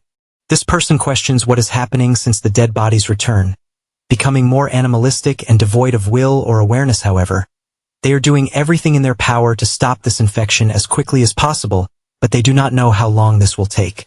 Quickly, the woman realizes that something managed to cross the barrier, and thus she asks to take care of this flank. While she checks it out, she runs as fast as possible, questioning what could have caused that, until she reaches the location where she is startled at first sight, and thus, she questions what this scene unfolding before her could be. For a human has just arrived there and eliminated the creatures. Our protagonist had thought he would die after falling into that golden tunnel. However, he was able to escape due to the ability of the giant tentacle on his sword. In the end, he ended up being too late since the story of that area had already concluded, but for now, he was able to buy some time due to the teleportation potion, unlike the adventurer who will have to continue on foot. This is the first dungeon of the northern city called Grozny, and it seems he did this just in time. Thus, he assumes he will have to take the lead to ensure everything goes well until someone ends up calling him. The girl then questions how he managed to get there, where he is recognized as one of the ciphers, being called Michelle Monaghan. It is said that the outside is full of the sick and infected, so how did he get there when our protagonist said he was just wanting to investigate that? In the end, he knows that this is a type of excuse that will not go over well since she is hostile to anyone, not even accepting the adventurer's help. However, he is startled to hear her say that everything is perfect, for it means she came from the principality to help them. And thus he assumes that her friends are looking for a safe place to take refuge. This frightens our protagonist at that moment, questioning if he really needed this. The girl said yes and just needed some information, but our protagonist questioned why that scared her without her fully understanding. However, the boy decides to explain, for he is there only to hunt the ciphers just like her. Quickly he realized that this was being shown. Since the corruption is evident in a place like that, the woman questions if he really wants to do this, and our protagonist thinks that this is clearly something that does not follow the original course of the story.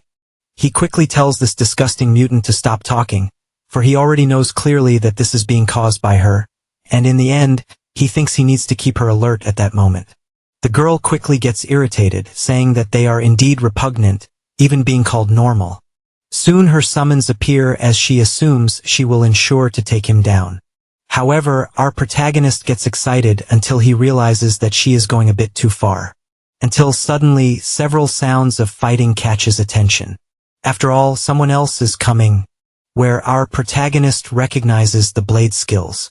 Quickly, the protagonist realizes that he cannot make Michelle completely opposed to the chance of receiving help. Thus, he begins to act, saying that the adventurer arrived earlier than he had expected. He heard that she is the type who helps everyone, even the dark elves, besides being extremely strong. Therefore, it is better to flee from there without any choice, thus giving the hint to be careful next time. Quickly, the woman becomes irritated. However, someone else approaches, questioning her name. This is Louise, the Queen of Poisons, who introduces herself and says that the one beside her is the adventurer, revealing that they came here to investigate the disease, soon questioning if it's alright to help them. At that moment, however, the woman asks them to leave since she has no intention of talking to these normals. Jin-sung thinks that this must be enough to resolve things, and the letter still hasn't appeared in the end. That is not true corruption, but rather one of the symptoms that occurs, which could mean it is identical to the knights that appeared in the tavern or to the book. The cause of all this is Hilda, who has begun to move and is already doing something even more extreme. Suddenly, we can see a quick movement where the girl's hat has fallen off at once, the adventurer assured to defeat her without causing any severe damage. Her companion tries to say that they are not there to fight but to talk, and our protagonist realizes that they are heading to the next dungeon and has no time to think about things. Soon he will follow them to the Northmire dungeon, where he will find Dalazi inside the village of pain called Reshpon. It was visible that a huge amount of dark power was emanating from that place. However, the adventurer and her companion were safe due to a barrier that blocked the plague. The woman admitted that they promised to protect the ciphers, and so it's better not to forget. Our protagonist, on the other hand, was in an alley nearby and asked to wait since the person ahead was threatening, and so he asked Azalalet to listen to him first, where the woman in front of him questioned who he really was. Hilda's plan is to make the adventurers kill the apostles, and by protecting them they will end up ruining his plan.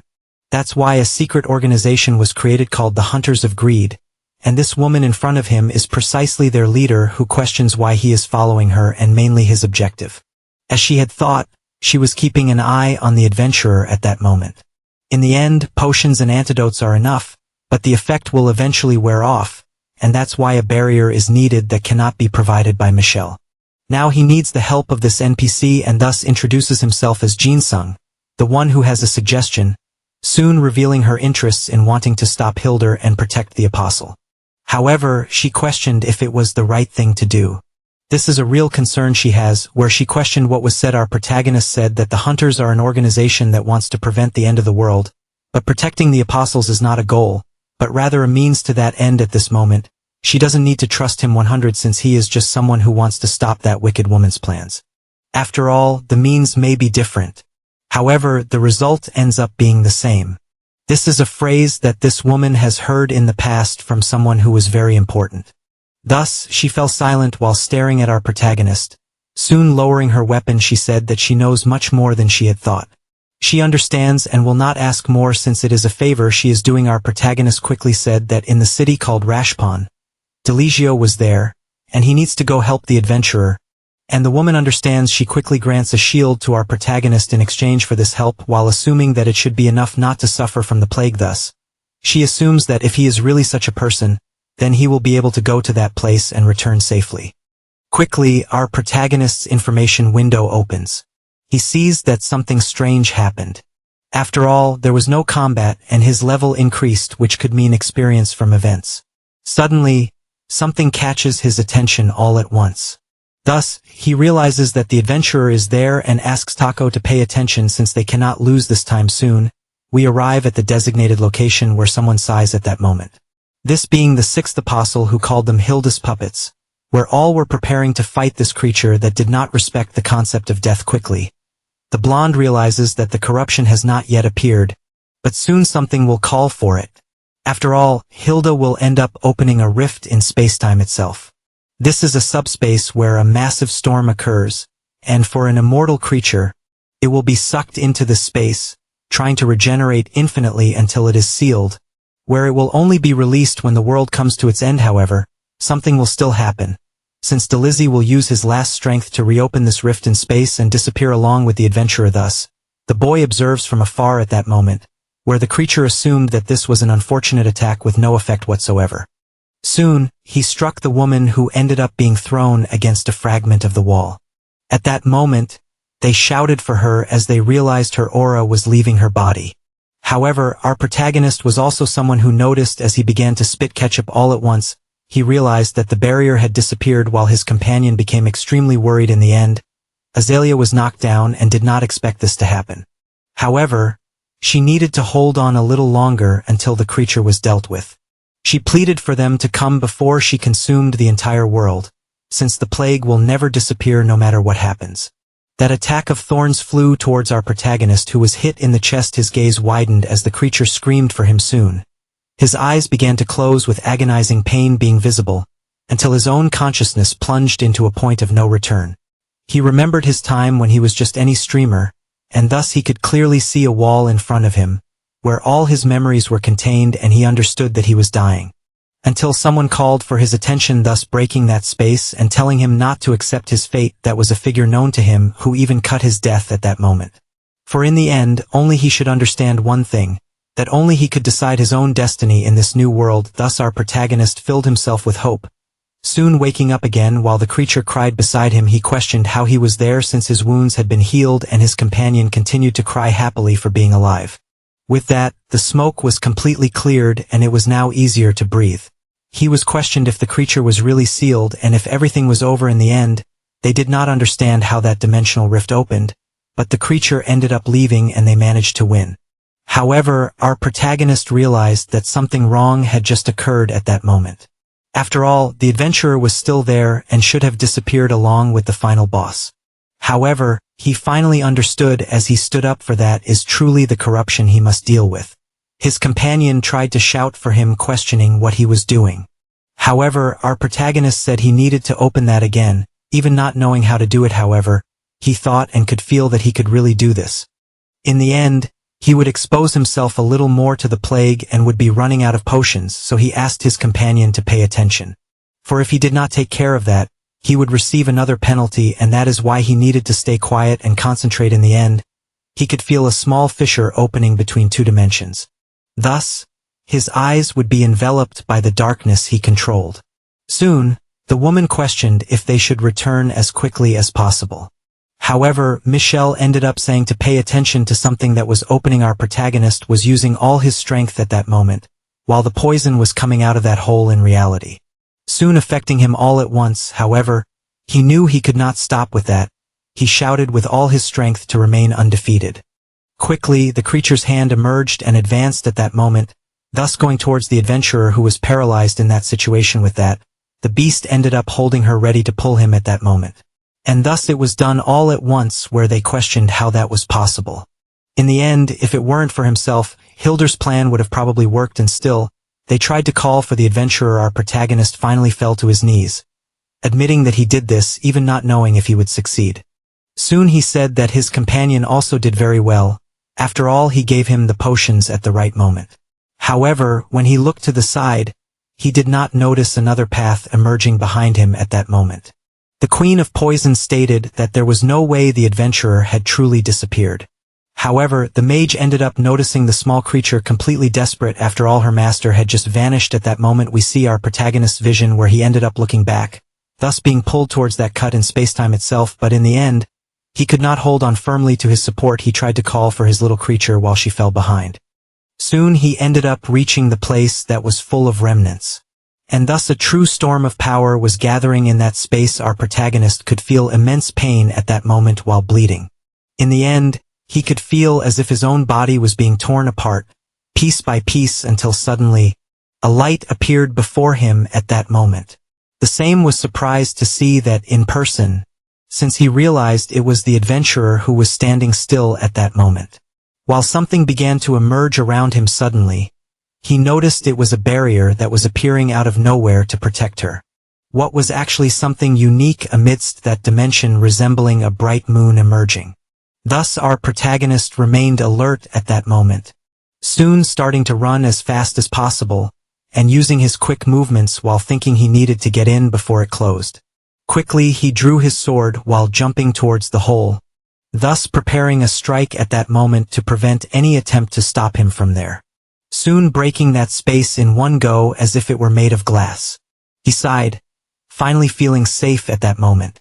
However, that hole still remained in the same place. Soon we could see people in imperial clothing approaching, where the adventurer quickly eliminated them with her skills. She said they continued experimenting with a ghost army, thus questioning who this intruder was that dared to come there. Our protagonist observed everything from above since this was the awakening story of the adventurer. And in the end, if that is the case, then this is a temporary dungeon at that moment. This is a mechanic present in this game that can make someone stronger from a specific level, and they need to go through trauma to achieve their first. In the case of Lamina, she will witness various illusions of her past, and our protagonist will not be noticed by her. Outside, this barrier will be protecting everything from the dimensional storm. And that was the only reason for him to stay alive, and he could feel that if he were out there any longer, he would end up dying.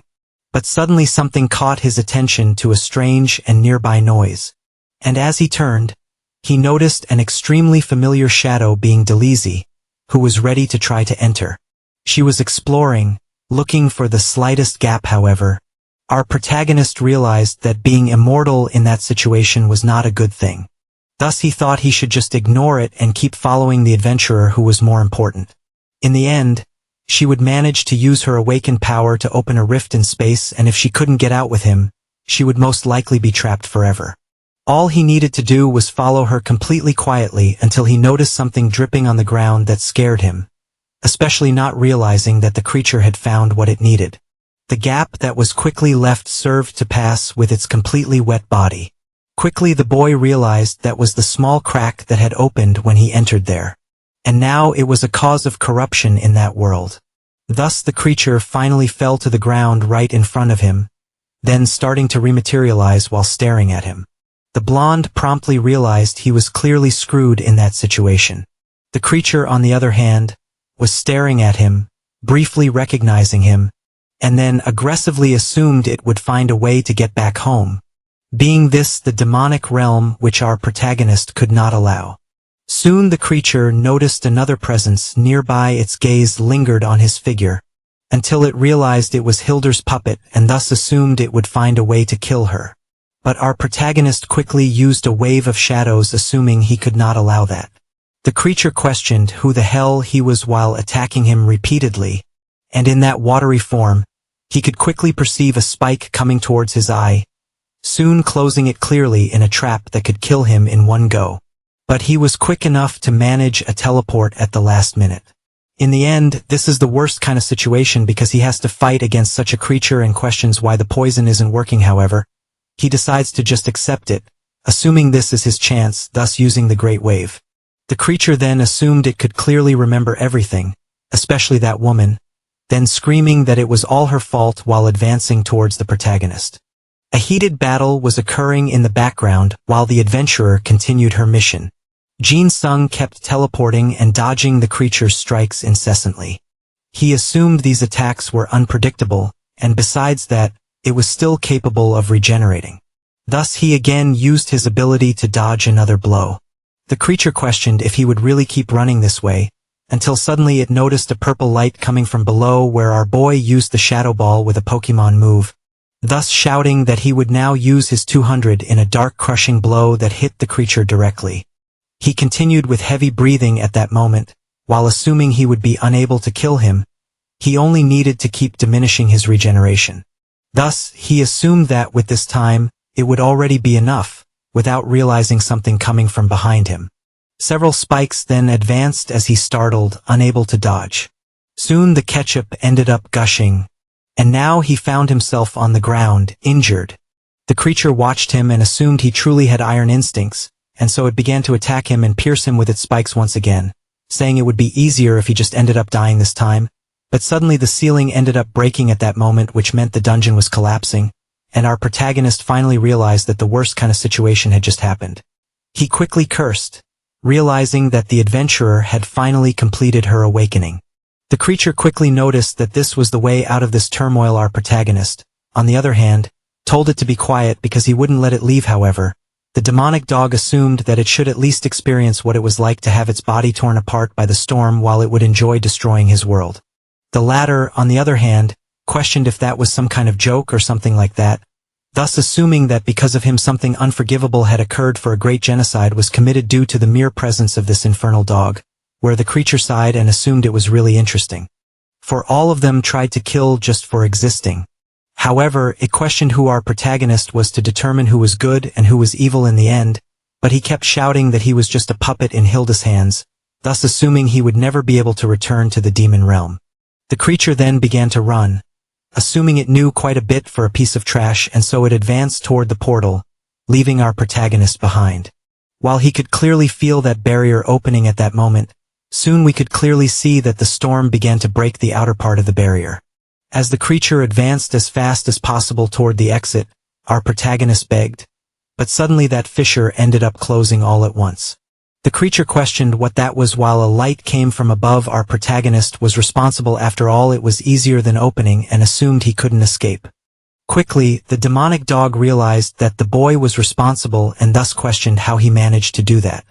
Then it lunged at him, demanding that he reopen it as quickly as possible.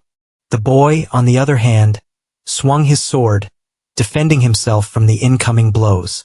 However, the dog kept advancing, calling him an insect. Unaware that suddenly, a giant tentacle emerged and struck its head. All at once our protagonist ended up hitting his back against one of the walls at that moment, while the creature also felt the pain due to having lost a large part of its mass. Jin-sung assumed he had no more stamina or time to continue fighting this way. Thus he asked the creature to be grateful because he had just saved its life. Further confusing it with that, it showed to be so heavy, asking him not to get in its way.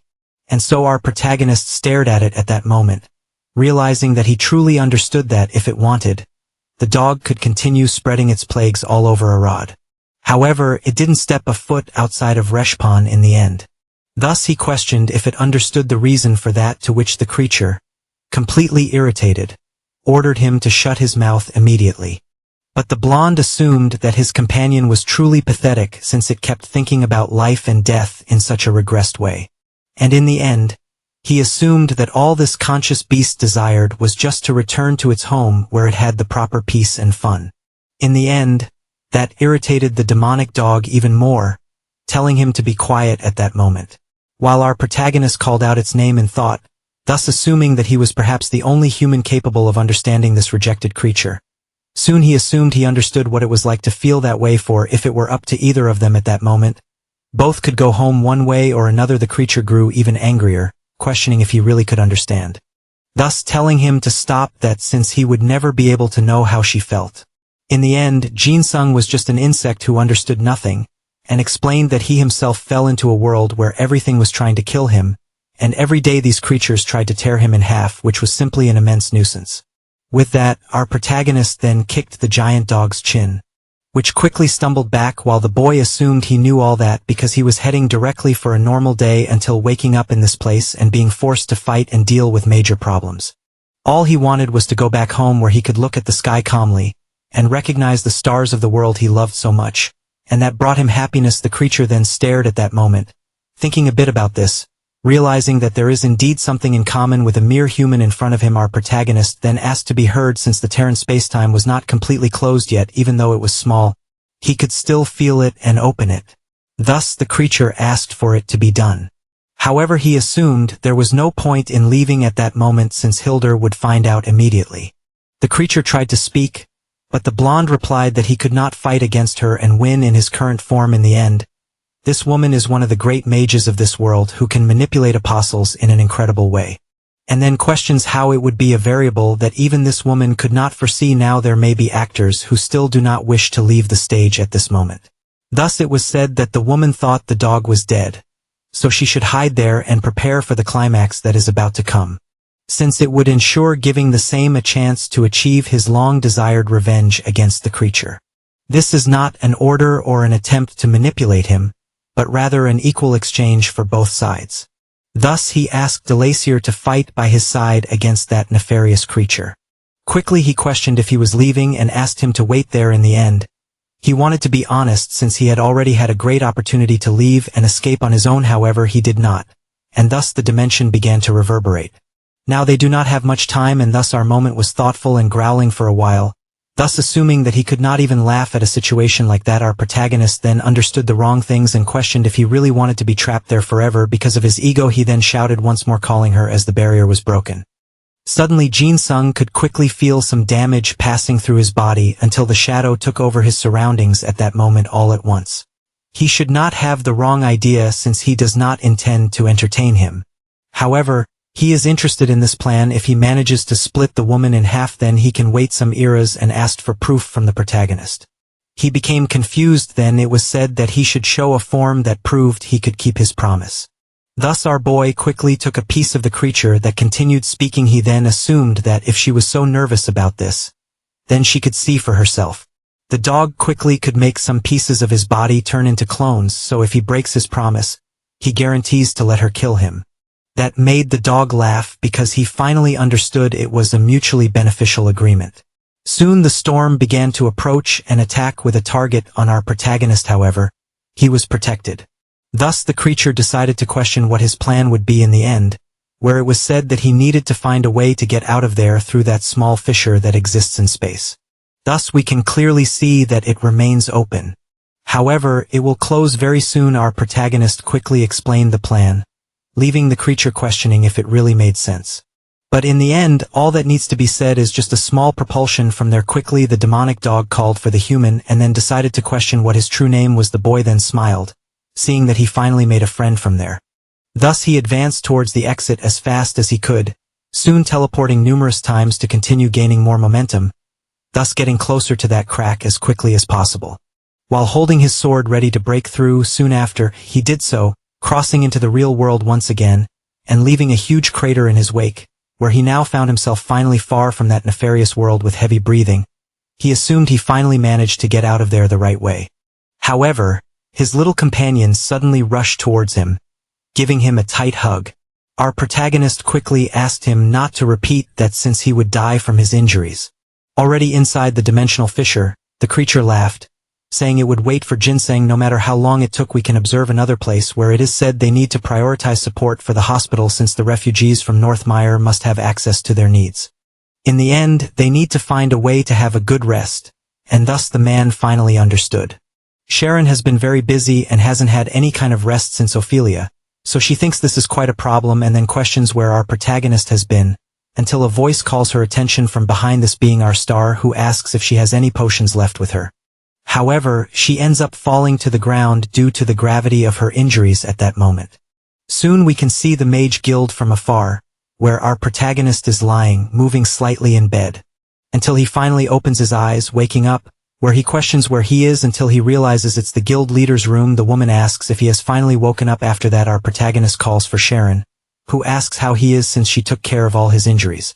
Where the boy assumed he was doing very well after all. However, that wasn't surprising, since he had been completely unconscious for over a week, which scares him. He thanks her for taking care of his equipment. However, he has no intention of returning the favor. Thus, a great purple light began to spread throughout the place, for there must be a good answer along with unparalleled confidence, to respond to what he is planning to do, bringing a fragment of Dalazi to the city. She questions if he understands how dangerous this is, as he should report this to the principality as soon as possible. Thus, the blonde ends up understanding that he cannot use this as an excuse to deceive her. He soon admits that he ended up fighting against the creature at some point. It was when he encountered her that he realized he was being forced to corrupt the land using his uncontrollable power while someone attacked Arad.